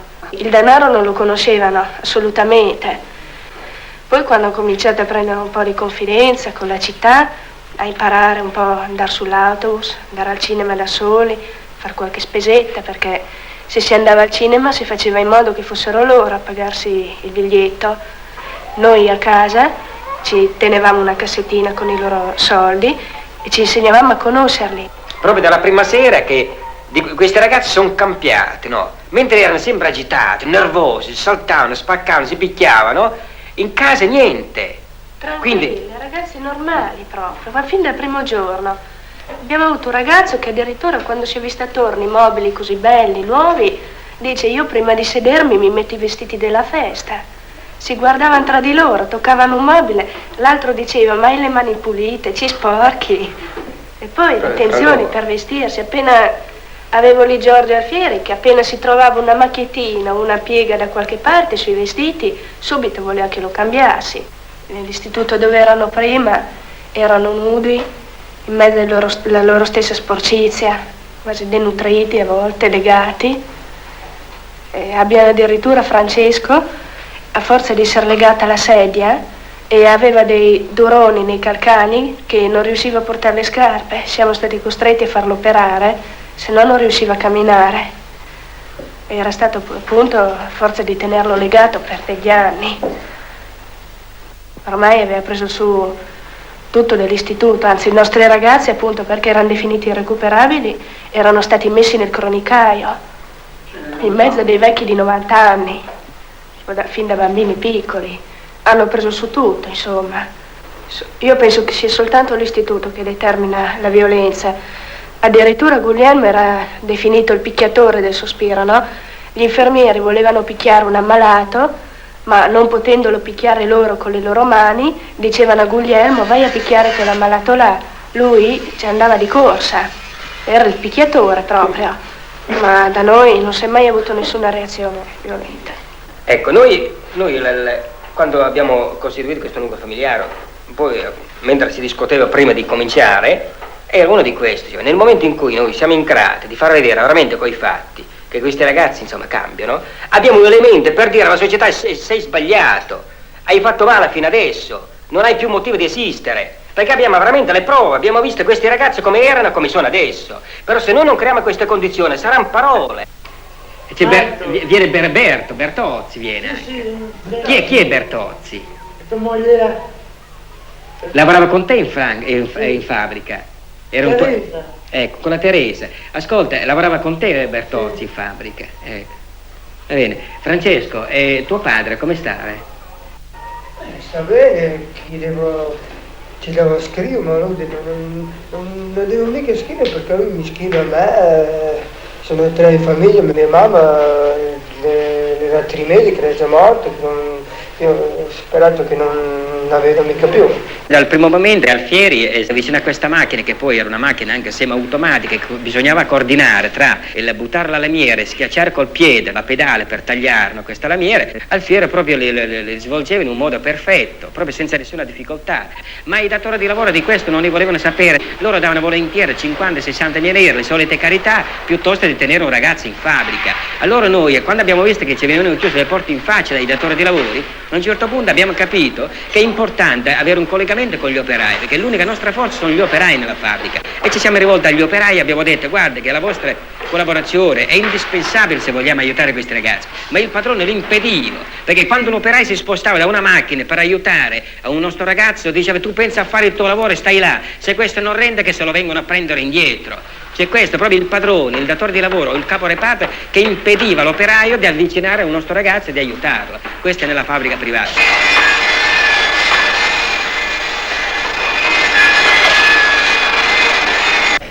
Tu hai dato di classe dura, sai, e non hai mai vinto in modo definitivo.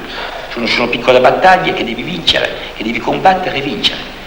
Così, giorno per giorno, momento per momento, direi intervento per intervento. La dimissione di un malato, di un ragazzo, deve essere un'occasione in più per riproporre questo discorso, ed è questo quello che noi facciamo.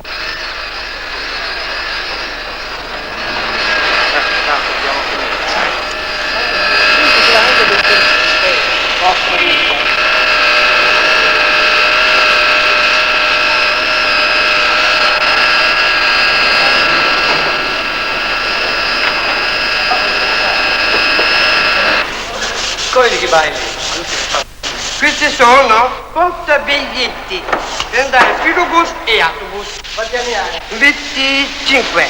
Da quanti anni sei qui all'anno? È tanto che sono 3 mesi. 3 anni fa. Sì, mi piace. Stai bene con gli operai? Sì, sì. Preferisci stare a casa o qua? Ah, qua. Ti piace più stare qua? Sì, è lavoro.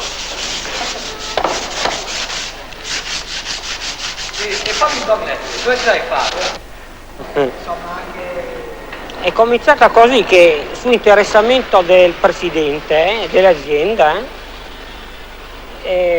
ha chiesto ai rappresentanti sindacali se si poteva cominciare a dare inizio a un esperimento, che era quello di inserire appunto questi ragazzi in un ambiente di lavoro come il nostro. Noi abbiamo acconsentito appunto a che si dasse luogo a questo esperimento e abbiamo visto che siamo andati oltre l'esperimento, in quanto sono già 3 anni che sono qui. Ci hanno dato delle grandi soddisfazioni perché quando sono entrati c'erano perfino di quelli che non riuscivano neanche a stare vicino a un altro operaio, un altro lavoratore. Col tempo abbiamo visto che si sono familiarizzati e più che altro hanno trovato dei grandi amici, così come noi li abbiamo trovati in loro. Noi di questi problemi eravamo all'oscuro, d'altra parte non potevamo neanche sapere che esistesse il problema, in quanto loro erano confinati negli istituti o erano rinchiusi nelle case. Il problema loro dell'inserimento nella società era talmente chiuso ad alcune personalità e ai familiari, per cui noi come operai non sapevamo che esistessero. Ce ne sono 3. 2 sono dei disadattati e 1 è mongoloide. I 2 disadattati ha fatto presto adattarsi perché, il discorso è diverso per loro certamente. Per il mongoloide ha trovato un po' più difficoltà perché aveva le sue abitudini, il suo modo di fare, però anche il mongoloide ha un grande dato positivo, che è quello dell'affetto. Si affezionano parecchio alla gente che più gli sta vicino. Ecco, per lui il caso di Fabi, che glielo tocca Fabi. Anche lui ha sempre questo movimento.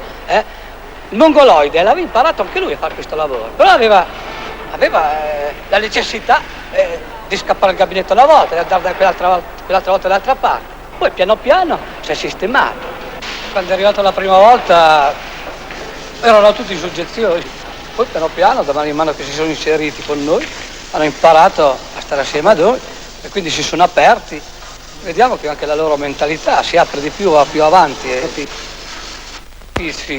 Un discorso di lavoro a tempo pieno o che imparassero un mestiere assolutamente.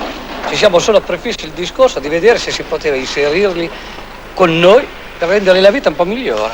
E vediamo che la vita gliel'abbiamo resa migliore, e migliora tutti i giorni. Praticamente quello che è molto positivo è che questi ragazzi sono contenti di stare qui. A questi ragazzi quando si parla di spostarli è una tragedia per loro indubbiamente, e per noi ci dispiace parecchio, insomma, perché ormai fanno parte di noi. Tant'è vero che anche ultimamente a lui, a Vito e a Luigi, le abbiamo dato anche la loro cartolina, che si timbrano la loro cartolina quando entrano. Per loro è un avvenimento eccezionale e non si dimenticano mai di farlo questo. Cioè è un momento che li fa diventare uguali, anche questo, degli operai. Tutti, veramente tutti, hanno fatto dei progressi, anche i più gravi. Tutti. C'è da notare che noi nel nostro ambiente non abbiamo i migliori, abbiamo proprio quelli che i meno recuperabili, però se non li recuperiamo dal lato lavorativo, dal lato intellettuale, certamente li recuperiamo. Lo controlliamo tutti i giorni, costantemente, ormai è la prassi normale. Noi abbiamo scoperto quel senso di umanità che prima forse l'avevamo un po' perso, si era un po' disperso. Questi ragazzi che tra di loro sono amici veramente, si vogliono bene, vedere loro, a volersi così bene, anche noi questo sentimento è rispuntato di nuovo, anche da noi. Quindi anche loro hanno insegnato qualcosa a noi. Sei tu che hai cancellato le domeniche dal calendario? No. Sì, io. È lui. Sì, io sabato domenica cancellata. Vorrei stare sempre qui. Sì, sempre qui. Sempre qui, sì. Mi piacerebbe vivere sempre qui? Sì, sempre qui, vivo sempre qui. Vicino a tutti gli amici del operai. Allora sono anche Stefano. Così sia. Vivo sempre qui. Qui Lance. Stefano, senti, che classe hai fatto? Fino alla quinta, elementare. Bene. Perché non hai più continuato? Perché non mi piaceva studiare. Hai la possibilità di imparare qui, ti insegnano gli operai qui dentro? Sì. Sì, sì. E fare il meccanico, ti piace? Sì, molto. Era meglio che lo preparavo prima il discorso. Preparavano così, no? In 3 anni che siamo qua non si sono mai fatti male neanche a un dito, neanche tagliati. Non è mai successo niente. Siamo qua, avete visto che sono buche dappertutto, no? Buche per lavoro, no? Ebbene, mai successo che si sia fatto male qualcuno, che si sia volato dentro, ma anche perché gli abbiamo insegnato dall'inizio dove sta il pericolo. E loro l'hanno imparato subito e ci stanno molto lontani. significativo, no? Il suo discorso di chiudere il sabato e la domenica, di cancellare, questo l'ha fatto subito però, 2 o 3 anni fa. Sì, è vero. Perché noi facciamo festa il sabato e la domenica, lui li ha cancellati. Cioè, per lui il momento di vita era questo, qui i giorni di lavoro. Per lui quell'altro erano momenti persi. Forse è lì il problema alienante per lui. Perché c'è qualcuno di loro che gli piacerebbe leggere, ma non ci riesce. Non so se sono state le scuole speciali o se la loro mentalità non gli permette di imparare a leggere e scrivere. Però penso che se inseriti in scuole normali con altri ragazzi, intanto con altri ragazzi anche gli altri ragazzi imparano a conoscerli e quindi anche loro quando crescono non hanno più quella lontananza che abbiamo avuto noi da loro, no? Devono imparare a non deriderli, ma ad aiutarli. E se inseriti nelle scuole, allora questi ragazzi li aiutano e allora anche loro, di man mano che crescono, non li vedono più quel ragazzo da riderci dietro o da farci la burla o lo sgabbetto, tutte quelle cose che fanno i ragazzi. Ecco. Volevo fare un'ultima domanda. Praticamente stanno bene qui con voi. Sì. Fuori non stanno bene sicuramente. Fuori ritornano soli. Fuori purtroppo è quell'aspetto del fuori, cosa c'è dopo il lavoro? Chi non ha una famiglia anche normale soffre di solitudine. Probabilmente anche nel loro essere soffrono di solitudine fuori dal lavoro, fuori da una voce umana, dalla gente che gli parla. Ecco, anche tutte le persone normali che non hanno famiglia, che vivono da soli, loro si alienano soffrendo di solitudine. Anche per quella gente probabilmente il loro miglior momento è sul lavoro, perché sono assieme, ma fuori di lì, ecco, allora il discorso non va, forse non è posto solo a questi ragazzi, il discorso diventa più generale. Sanse cosa? Esarotti. Non è lì. Da quanto tempo sei qui? 3 anni. Io c'ho qualche esperienza? Ma la tua storia la sappiamo già. Io c'ho mia mamma. Tuo fratello? No, mia mamma.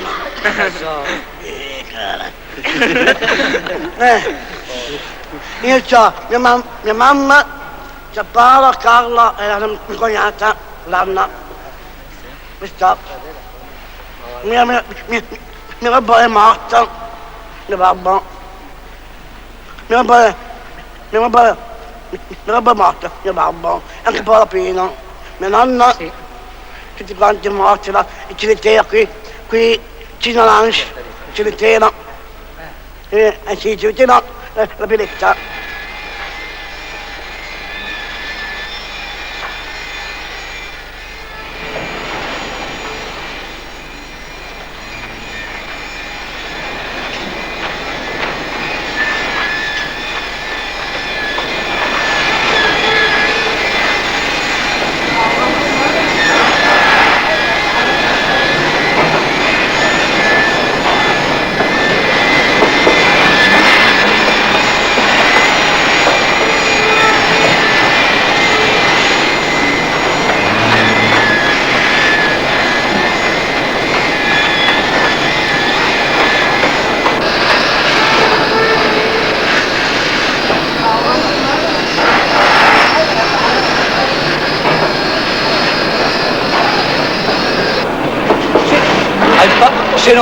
Se non ha imparato a lavorare, ha imparato a stare in mezzo alla gente.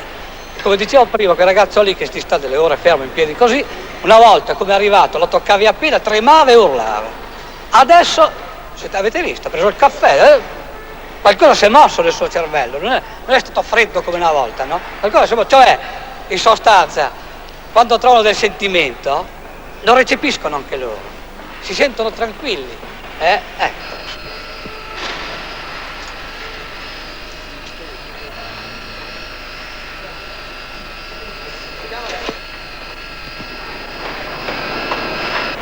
In sostanza, noi come uomini viviamo e siamo ancora al mondo perché abbiamo sempre vissuto in collettività. Se noi ci isoliamo, moriremmo certamente, oppure saremmo delle semplici bestie normali. Allora, siccome è la collettività che ci fa vivere, che ci fa stare assieme, che ci fa progredire, anche per loro il momento è quello della collettività, non può essere un altro momento. E in fondo, adesso non per farvi un complimento, voi a questi ragazzi siete stati molto più utili di tutti i medici, di tutti i professori, gli psicoterapisti, eccetera, insomma, voglio dire. Questo non sta a noi a dirlo. Di certo è che i loro progressi qua li abbiamo visti. E ci sono. Negli istituti o nella famiglia? Gli istituti non li conosco, certo che questi ragazzi usciti dagli istituti, come sono arrivati qua, non erano certamente in grado di stare assieme ad altra gente. E qui hanno imparato a stare assieme alla gente.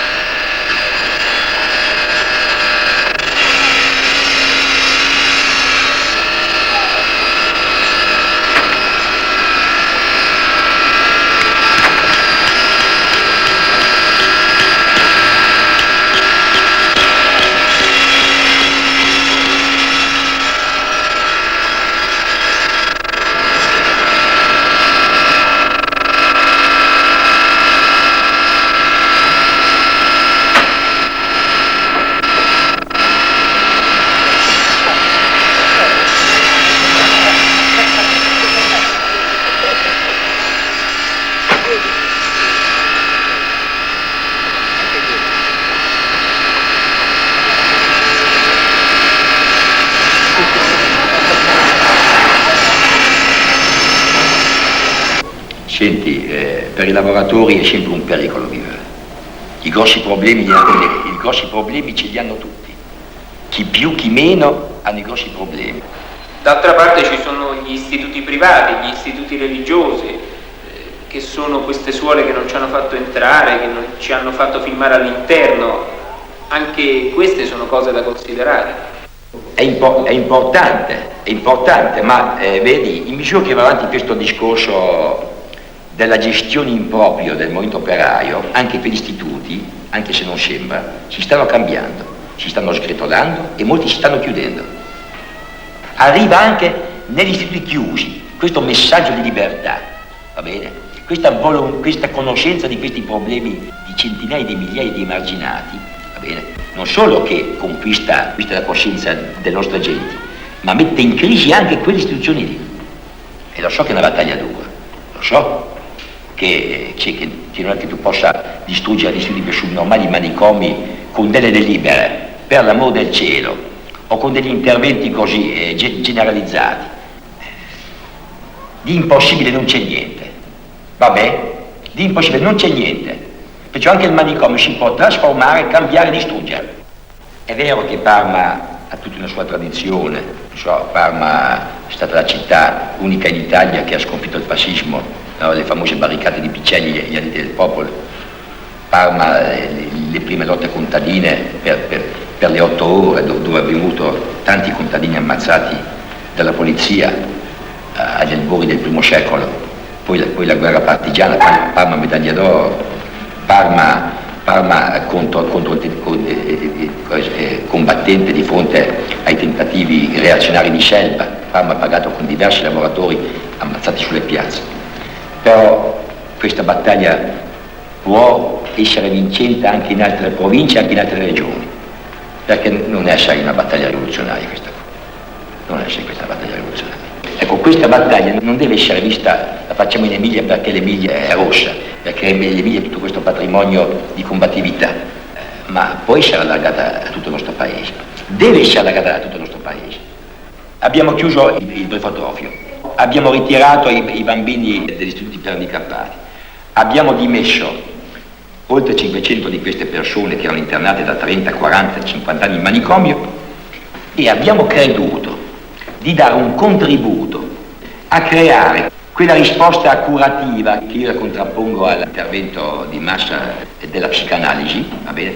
A gestire il destino di queste persone con la classe operaia e con i contadini fuori. E pensiamo di aver dato un contributo per portare avanti il modello di società che noi vogliamo creare. Perché assieme a questi interventi c'è da parte degli enti locali, dei partiti della sinistra, della regione Emilia-Romagna, e io credo anche altre regioni, di andare anche in altre direzioni, medicina preventiva per i lavoratori, cioè nelle fabbriche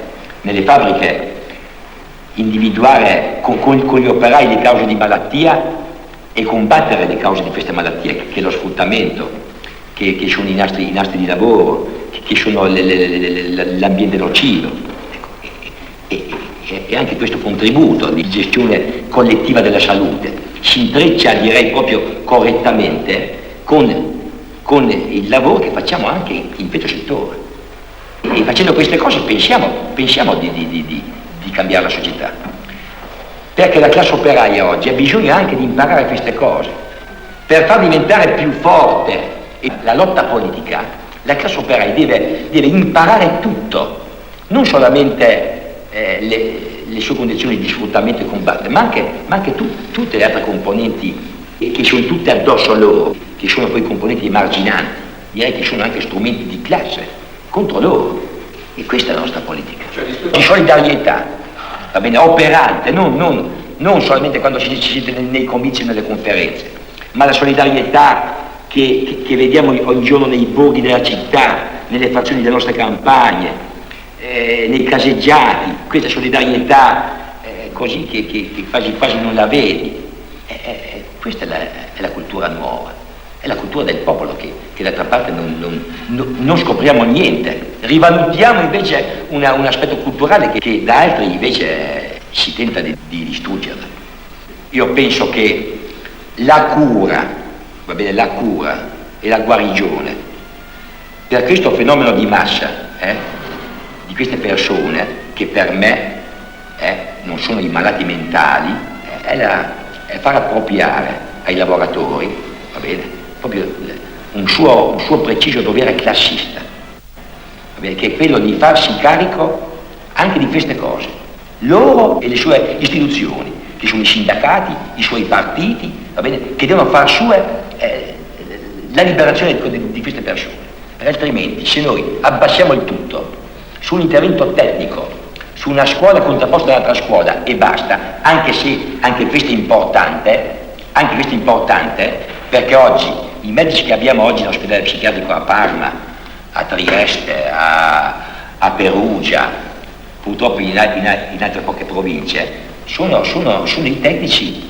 che godono la fiducia dei lavoratori e dei suoi sindacati. La classe operaia vuole i suoi tecnici, vuole i suoi servizi, vuole le sue riforme e riempie queste cose con i contenuti di prima, della sua partecipazione e della sua solidarietà.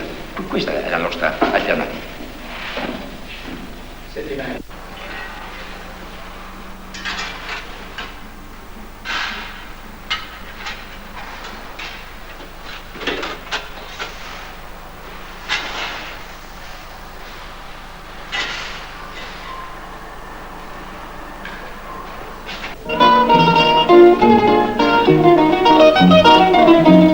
Non ti potrò scordare casetta mia e nelle notti stellate la tua serenata io canto cose. Romagna mia, Romagna il fiore, tu sei la stella, tu sei l'amore. Quando ti penso vorrei scordare alla mia bella, al casolare. Romagna, Romagna mia, lontan da te non si scotta. Sì. Grazie. Senta Martinelli, lei prima mi diceva che appena entrato un infermiere... Sì, ritorniamo al 1962. La prima esperienza manicomiale che ho fatto, diciamo, perché era la prima sera che io entravo in un manicomio. E mi ricordo che verso le 10 di sera un ammalato nella lunga degenza che aveva e quindi doveva essere conosciuto, chiedeva ad alta voce l'intervento dell'infermiere, diceva infermiere, chiamava l'infermiere. C'erano 3 infermieri sulla porta e parlavano di sport e di sporchi affari loro, come se quella là che parlasse non avesse la voce, mentre la voce era sentibile benissimo perché la sentivo io, era in distanza come gli infermieri. Io ho aspettato un po', per dire un'ora quasi, poi mi sono alzato arrabbiato e ci ho detto: scusate signore, ma non sentite colui che vi chiama? Ma questo statuto di lavoro, che dovrebbe essere anche un statuto di sacrificio perché è bianca, ci manca la Croce Verde e la Croce Rossa, ma poi questa è una studia di sacrificio. Non sentite il malato che vi chiama? Ma cosa avete nel cuore? Chi è che vi ha assunto? Loro hanno detto, ma vai, io non potevo dire niente, sono andato ritornato nel mio lettino, loro sono andato là e quella sera l'ammalato aveva la febbre a 40. Io pensavo che la cosa fosse finita, ma non era finita lì. A mezzanotte mi sono sentito trasportare letteralmente dalla mia posizione di riposo e col letto messo nell'andito. Quando mi sono svegliato ho detto, ma dove siamo? Uno mi chiamava da una parte, un altro mi chiamava da un'altra, improvvisamente mi sono sentito mettere un suono in testa e prendere di quelle botte che madre natura non so spiegare come sono venute. Nel fegato in special modo mi toglievano la parola, anche il grido aiuto non era più servibile. Sembrava che tutto il mondo mi cadesse intorno, perché cosa avevo fatto di male se non chiamare l'infermiere per intervenire ad aiutare un ammalato che aveva veramente bisogno di tutto questo. Ecco quello che si succedeva dentro, bastava che uno intervenisse e aiutare un altro perché anche lui fosse picchiato. Alla mattina dopo cosa ha detto il dottore? Il Martinelli era eccitato e si gettava letteralmente con la sua forza contro il letto. Vigliacchi assassini, queste sono parole che non le avrebbero mai dovuto dire. Io sono stato picchiato a sangue, ma non sono il primo, sono testimone di tanti fatti e vorrei citarli tanti. Sono disposto a citarli purché questa gente ci facesse qualche cosa, perché almeno qualcuno pagasse il male che hanno fatto. Quanta gente avranno ucciso questa gente qui dentro? Ma è una parola, ma sono certo che più di una persona, più di 10, più di 20 sono stati uccisi in questo modo. Io sono stato uno di quelli che mi sono salvato. Perché? Perché il tragitto era breve ancora. Doveva intervenire Tommasini, c'è venuto e grazie a lui. Queste sono terminate, queste cose sono terminate e non si fanno più, cioè non si fanno più. Dobbiamo dire invece che si rifanno ancora. Quel schicchiolio delle porte che si chiudono, non si chiudono, perché le scartacciavi invece di 50 anni, è come un'ossessione che è un ammalato nel cervello, quel chiudere per forza la porta dentro, chiuderti al di dentro, chiuderti al di fuori della civiltà. Quindi se è stato fatto molto, bisogna rifarne altrettanto.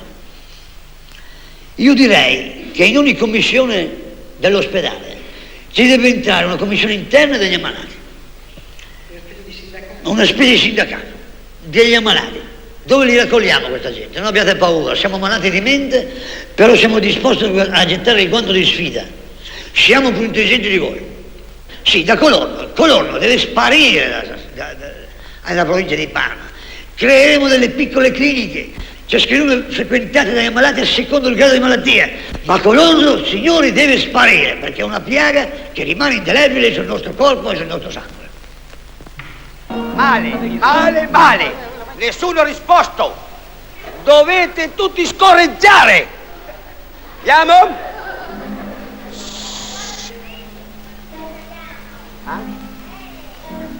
Andiamo bene. Via. Una sera andai a teatro. C'era pieno come un uovo. Si ballava un tango nuovo.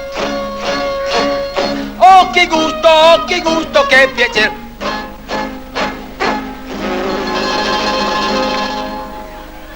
Vedete?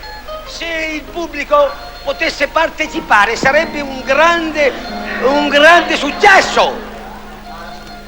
Oh, dai, basta, sta com'è nata.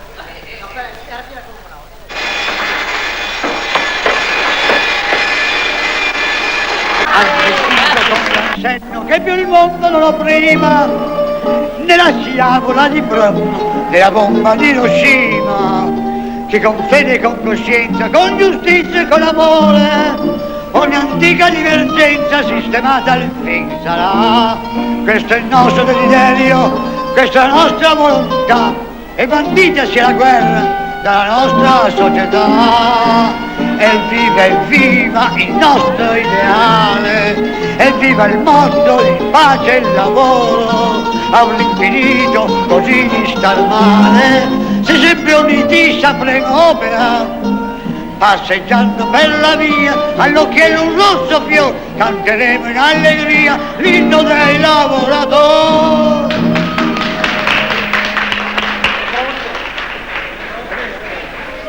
Senta Martinelli, Dica. lei praticamente qui tutto il giorno cosa fa? Beh, guardi, il mio passare, il vero senso della parola, è fatto così, guardi, alle 6 ci si sveglia perché bisogna fare pulizia alle camere. E quindi l'ammalato è obbligato, almeno che non sia un mulo che dorme con la luce accesa, sente a sbraitare nelle corsie e via di seguito, è obbligato a svegliarsi alle 6. Alle 6 si rimane lì perigronando per altre ore e mezza. Beh, si potrebbe dire alle 6:30 vado al barbiere, ecco.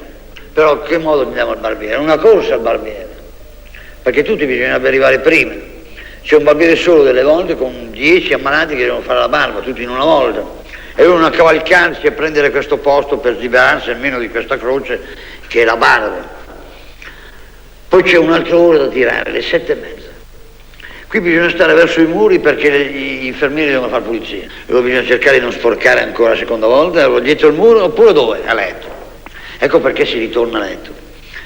Alle 7:30 finalmente c'è la colazione, una colazione diciamo senza zucchero, ma non è che sia senza zucchero perché adesso c'è il ragionamento, senza zucchero è un'abitudine. Forse diranno che il zucchero fa male al fisico, io non lo so. Totale, nel caffè manca lo zucchero. Quindi lotta a prendere il caffè, no, cioè il caffè è preparato, ma quasi nessuno lo beve. Quasi tutti preferiscono il caffè fatto al bar, allora aspettano le 8:15. Alle 8:15 si vanno a prendere il caffè come facevo io quando ero in città, con la mia colazione era fatta di caffè. Bevo un caffè e tiravo diritto fino a mezzogiorno. Qui con quel poco che devono fare bevono un caffè e tirano diritto fino all'1:30. Poi c'è da riempire dalle 8:30 e andare alle 11:30.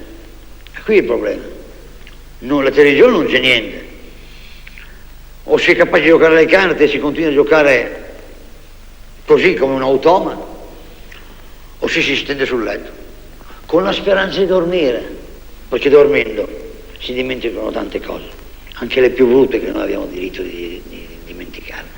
Dormendo ci si riposa, ci si distende e ci pensa un po' ai suoi problemi con la speranza che il domani sia migliore dell'oggi.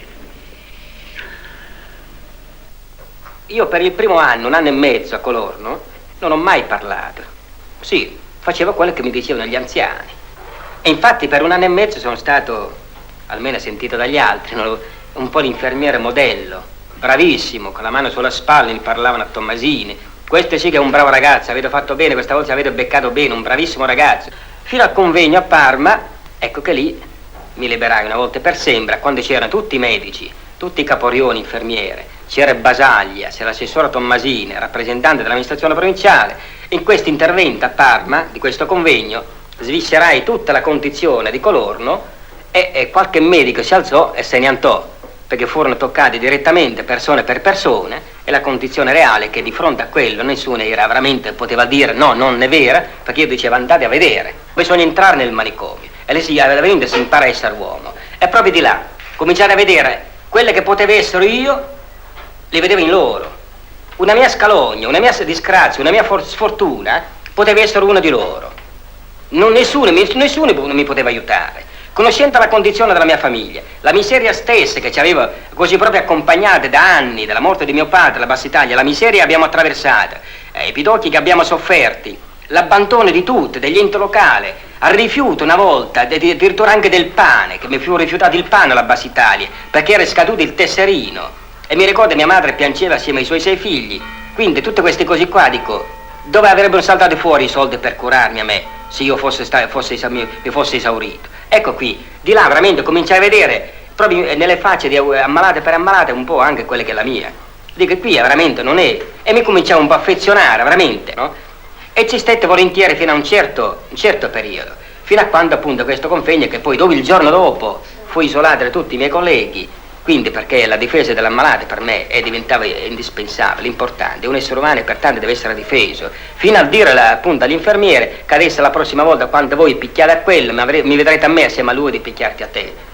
A noi interessa sapere in poche parole, ma lei ce lo può dire anche con degli esempi, proprio la differenza che c'era tra la gestione del professor Tommasi, il direttore del manicomio prima, e dopo col 68 l'occupazione degli studenti e con Tommasini, insomma. Beh, è proprio una scelta ci sarebbe come dire saltare il fosso ma di lungo, perché c'è un cambiamento che è totale, diciamo, nel modo di vivere nell'ospedale. Io mi ricordo che all'ora del 63 noi qui si lavorava presso una ditta portata dall'amministrazione d'allora, qui sopra la chiamavano Lave perché era il titolo della casa che ci dava il lavoro. E beh, sapete qual era la cifra che davano noi operai a invitare dei automatici elettrici, per esempio, come si chiamano? Paralumi, quella roba lì. Si chiamavano e ci davano la cifra di 100 lire al giorno.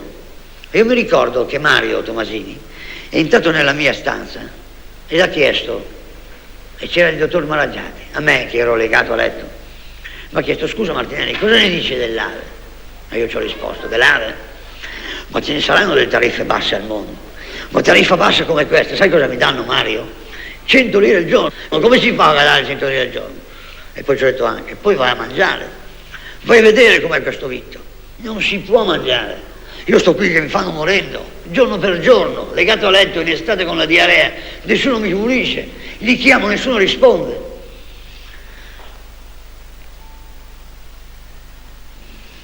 Lui mi ha dato la mano e ho intravisto nei suoi occhi un po' di pianto. Ma allora erano due compagni, uno in miseria e l'altro appena fuori miseria, diciamo, ma incontrati sullo stesso fronte per combattere quella cattiveria che il mondo ha creato intorno a questi manicomi. Perché diamo l'esempio e guardiamo in faccia la gente. Il sottoscritto, per esempio, un matto, sì signore, un matto, ma cosa costa essere matto? Ho perso la famiglia, ho perso i figli. Cosa mi è rimasto? Tomasini. Sembra una storia, sembra una favola, ma il sorriso chi me lo dà a me? Chi mi fa sperare il domani? Tomasini. Ma anche lui sta lavorando troppo. Come ho lavorato troppo io mi sono sfiancato. Le mie energie sono quelle che sono, sente cantare, non sono più neanche capace di cantare. Perché quando uno entra in questo ambiente si è marchiati e sembra una favola dire che è facile uscire. No, è difficile, signore, è difficile entrare in famiglia, è difficile entrare nei laboratori, è difficile entrare dappertutto. Adesso però io dico che anche a Colorno si può vivere. Ma come si deve vivere però? Facendo della vita di partito, anche dentro nel comitato di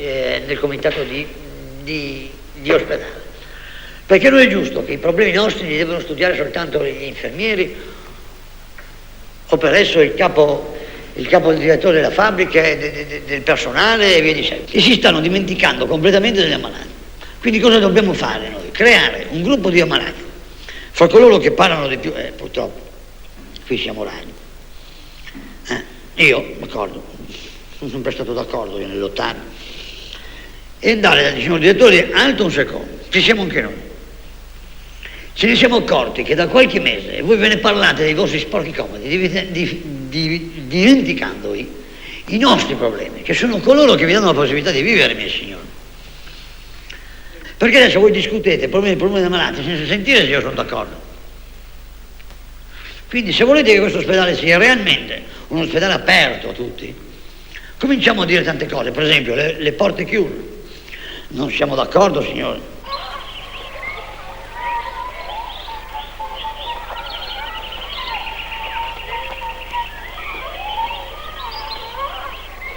Da quando sei uscita dall'ospedale psichiatrico di Colorno, come ti va la tua vita fuori, all'esterno? Molto bene, molto bene.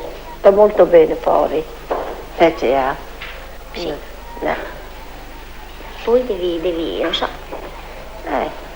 Insomma. Ma che tipo di vita fa, signora? Insomma, una vita più bella, Insomma, è una vita più bella da venire fuori, Da star là dentro, insomma, sto più bene fuori. Quanti anni è stato al manicomio di Colorno? 35 anni.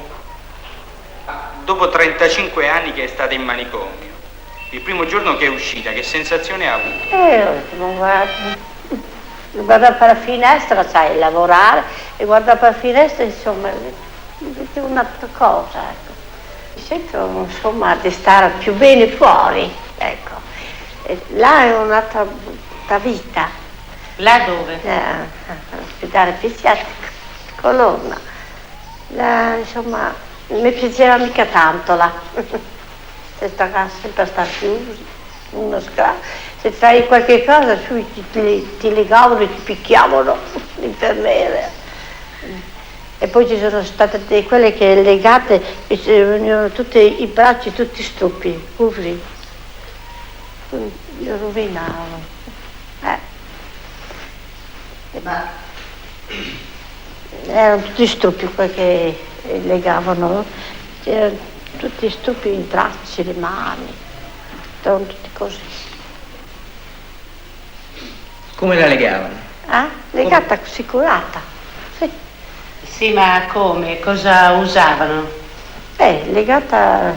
Cosa? Delle volte si legavano così, delle volte sicurelli, no? Coi polsi dentro il corpetto. Ma lei adesso vive autonomamente? Sì, viviamo tutte e due insieme. Siete contenti? Molto contenti. E state bene anche nel quartiere dove abitate? Sì. E mi rispettano tutta la gente, mi vogliono bene. Ci può descrivere cosa fate durante la giornata? Come vive, insomma? Sa, faccio i lavori di casa, faccio da mangiare, lavo giù e quando ho finito di fare i miei lavori vado a fare un giretto in piazza o che vado via il 21 luglio un po'. Ma là al manicomio lei veniva curata? Diciamo pastiglie, pastiglie, tarampalle, gatti, tutto. E da quando è uscita non ha più preso niente? Niente, no. Cioè, quelle pastiglie non le facevano niente? No, mi facevano più baciucca. Quanti anni l'hanno legata? Sono stata 5 anni legata, giorno e notte. Giorno e notte? Giorno e notte. Dunque, appena nata mi misero il brefotrofio di Parma, che adesso l'hanno chiuso. E dunque, ai 6 anni dopo, lì non mi ricordo perché sono venuta su da piccolina, a 6 anni fino a 19 in mano alle religiose, suore Chieppine, Istituto Santa Maria, Villa Vogadro, Vighefio, Parma. Mi dicevano che era una bestiolina perché quando ci alzavano facevano il cenno della croce, via d'oro, io non volevo mica, ho sempre sonno. Sei proprio una vera bestiolina. E venire in mano a un lupo, una che viene dal coso, stare col lupo impara a urlare, è vero, io sono uguale a loro. E ti picchiavano anche? Sì, sì. Mi paravano il bastone se non volevano saltare su dal letto per andare a messa. Le piccole figlie, Chieppine. Ma quando ti hanno mandato in istituto, in manicomio, perché ti ci hanno mandato? Dunque, lì chi mi ha ricevuto? Il dottor Rosselli e la neuro, Sì, allora sì, lo so. Sono stata 15 giorni alla neuro, che dopo poi non c'erano più letti, mi hanno spedito in manicomio. Ma lì alla neuro mi disse il dottor Rosselli che erano proprio da ricoverare le vere loro, le suore, altro che me. Avevano più bisogno loro di essere messe dentro, come infatti quando dei dottori sparivano subito. E non è vero che ero orfana, come dicevano le religiose, piccole figlie. Non è vero, assolutamente. Dopo l'osservazione? Dopo l'osservazione finì al reparto tranquille. E lì ci stati un bel po'. Poi mi cacciarono lì agitate, mareggiate, sempre lui, con Urbani. Nel reparto sudici anche lì, tutte donne legate, con la bava alla bocca, che ci mettevano il piatto per terra d'alluminio, legate, mangiavano così, come facessero vedere a Trieste, sì, proprio poverina. Anche lì ne ho viste tante, a morire la Gasola. Una mia compagna, sempre legata, anche lei è morta sotto la scuffia il corpetto, la Gasola. È morta anche lei lì, in camerino, sempre nel mio reparto agitate. Sì, sono stata legata col corpetto, la scuffia, proprio, la posso proprio dire. Sì, legata corpetto e scuffia, le giuro. Dunque io mi rivoltavo, loro mi legavano e dopo mi fecero anche la scuffia perché vedevano che mi reagivo, mi ribellavo. Esempio un lenzuolo sporco tutto di orine, e stretto, proprio stretto alla testa, in modo da togliermi fino al respiro, oltre il corpetto. Mi devo alzare i piedi? Sì. No, per carità. Ma non so se riesco, Così, stretto, stretto in modo da togliermi il respiro, mi hanno trovato fino in sopra al cuore. Sì, così proprio. Qui in modo che mi mancasse il... E poi così il malato, diciamo, prendeva le porte e veniva legato. Sì, no, era già sotto corpetto con 6 singe. E oltre il corpetto, se uno sputava addosso per rispondere agli infermieri, si faceva anche la scuffia. Così loro facevano bene. Era qualcosa per calmare. Per vendicarsi. E il dottore disse: avete fatto bene anche se le fecero rapporto le infermiere. Clelia, tu che sei anche una bella ragazza, non pensi di sposarti, di rifarti una famiglia? Ne ho dei corteggiatori abbastanza. Ne ho sempre avuti. Ne ho sempre avuti, via. Adesso sta bene, e magari sono molti anni che sta bene, però non esce perché non sa dove andare. Beh, ma neanche lo stesso, signore. Io non me la sento mica di andare fuori a affrontare la vita adesso, fuori. Mi sembra una cosa che non posso, ecco. Lei sono molti anni che sta bene però. Beh, adesso signor direttore direi una bugia che sono degli anni che sto bene, sì. Ho sempre cercato di fare qualche cosa in manicomio perché non sto mica lì in ossio a avere da dire finché si può. Ma certo quando si arriva a una certa età non si può mica fare quello che si fa tentare indietro, tutti gli anni ne passano uno. Signora, ma lei ha 72 anni, è bene che come tutti gli anziani non deve più pensare ad avere con il lavoro a guadagnarsi da vivere, perché quando una persona ha 72 anni si deve anche riposare. Allora se lei avesse un piccolo appartamentino con una pensione sufficiente per vivere, se poi lei vorrà fare qualcosa lo farà, se lei non si sentirà non lo farà, ma comunque se lei avesse il minimo per vivere con questo appartamentino, con l'arredamento e con tutte le cose che occorrono in una casa, lei si sentirebbe di tentare? No, signor, io ce l'ho detto subito, ho detto no. E non me la sento, ecco, signora. Io sono sincera nelle cose, non sono che maschera le cose per dire sì, poi domani che non mi sente che faccio una figura di no, l'ho detto subito, ce l'ho detto signor direttore. E adesso dice cosa vuoi mettere su una casa? Ma come? Perché devo andare fuori e mettermi su una casa sola che mi trovo persa? Lei potrebbe essere dimesso anche su... Ecco, credo no, di no. Anche lei non se la sente? No. Ma ci ha provato? Ho provato. Stare a casa, sì. Sono stato dimesso 4-5 volte. Sì. 15 giorni, 20 giorni, 10 giorni, poi indietro.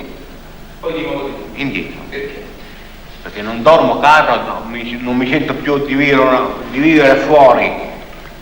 Ormai sono abituato e sono già 11 anni che sono qua dentro il 17 di agosto. Sono abituato qua dentro, non che sia abituato. Ormai la vita fuori non me ne importa più un bel niente io. Scusi, lei è stato un partigiano, ha lottato? Sì, ho lottato 3 mesi di partigiano, non credo che ha fatto 15-14 mesi, anche 2 anni, come dell'Ortara. Ho fatto il mio meglio, insomma. Ma non ha voglia di uscire di qui, di tornare fuori? Non me la sento più. Lotto qua dentro, sono comunista e voglio essere comunista fino in fondo, fino alla morte. Insomma, questo qui è proprio il nodo dell'istituzione, del manicomio.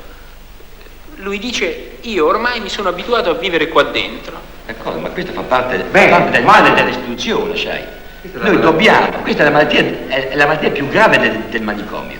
La malattia che abbiamo capito in questi anni è che distrugge le persone. Le persone hanno paura a uscire, va bene? Quando parliamo di inserimento e di riabilitazione, vuol dire aiutare Bonzanini, Dall'Orto, Martinelli, la signora a fare i primi passi fuori.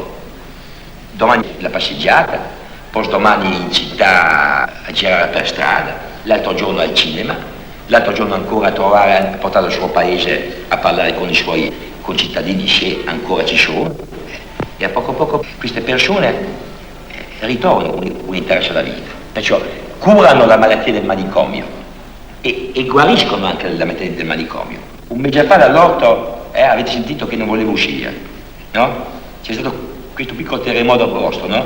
Venire qua a parlare, persone nuove che hanno stimolato l'interesse di Dall'Orto. Oggi Dall'Orto dice, io se se ho una pensione, se ho una casa, esco.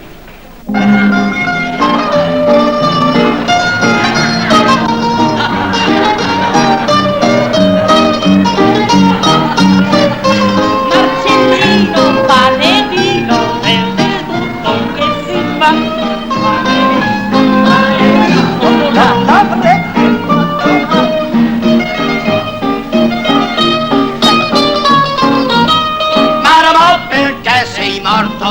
Pane non ti mancava, lì sarà Teranelotto e una casa felice. Le vicine innamorate fanno ancora per telefusa, ma la porta resta chiusa e non ritorni più. Maramau, maramau, fanno i bici in coro. Maramau, maramau, mau mau mau mau mau. Maramau, perché sei morto, pane non ti mancava, lì sarà Teranelotto e una casa bevi tu. Olè, via! Olè!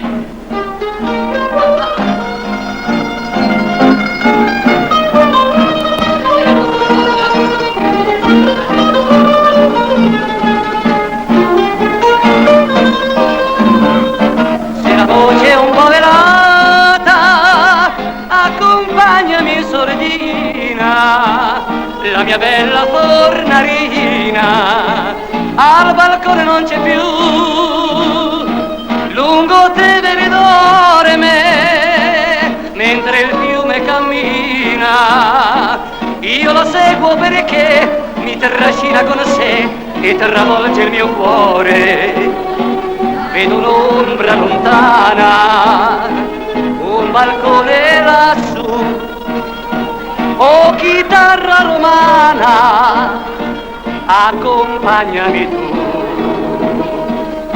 Sana suona mia chitarra, lascia piangere il mio cuore, senza casa e senza amore, mi rimani solo tu.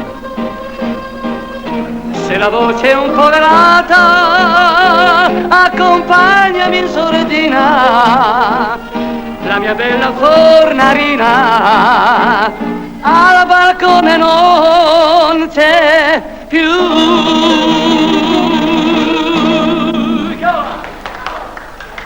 E se esprime la premessa di un futuro assai migliore, l'avvenire più radioso per l'afflitta umanità.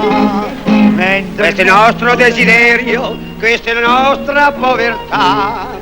E felici, siamo felici della nostra sincerità. A che mi farò ancora altre volte? Avevo col cappellano e la mattina con l'occhi cammino, la mia bambina a Milano per incontrare la bella Cimoci. Passeggiando per la via all'occhiello un rosso più, canteremo in allegria l'inno dei lavoratori. Vedete? Aggiornavamo. Su compagni e su compagne, su marchiamo in fintantiere, ora lo mia preghiera, una giornata a venire.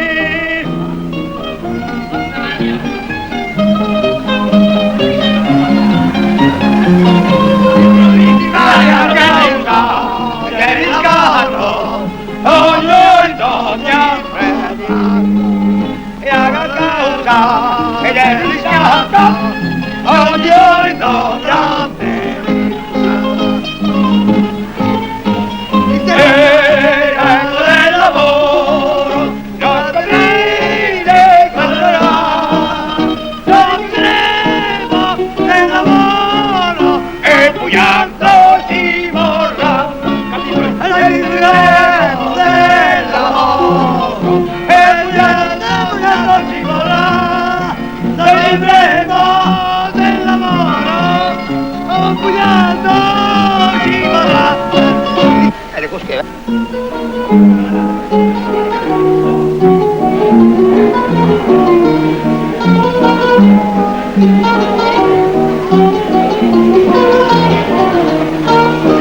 l'Italia con fede d'ardore ti prometto una terra lontana con un vivo sorriso d'amor. Vai al fanno la San Bevegliana, non ti parlo, non ti paghi i pigioni, non ti fanno sovente mangiare, ma ti dico con santa ragione, cittadino tu devi migrare, in Belgio, in Germania, in Brasile, in Australia, ti fanno sognare un felice destino. Oh segni che vali, raccontano gli altri italiani, puoi dare da bere le cose sbagliate e schifose con tanta passione, assieme al compare Fanfani, ti frega sei spesso le mani, non pensi chissà il domani se noi italiani stancare potrai. Rosa monda, tu sei la vita per me. Rosa monda, tutti i tuoi baci perché nei tuoi baci c'è tanta felicità, più mi guardi più mi piaci, rosa monda. Vorrei far notare una cosa, e ne sono orgoglioso, siamo tutti, Martinelli, gli scolari di Martinelli, siamo tutti scolari di Martinelli. Mario, sei stato tu che ci hai insegnato questa roba. E mia niente.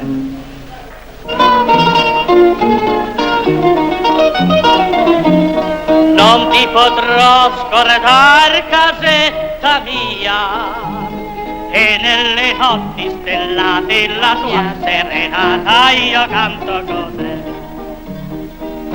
Romagna mia, Romagna è fiore, tu sei la stella, tu sei l'amore. Quando ti penso vorrei scordare alla mia bella, al casolare. Romagna, Romagna mia, lontan da te non ci scopare.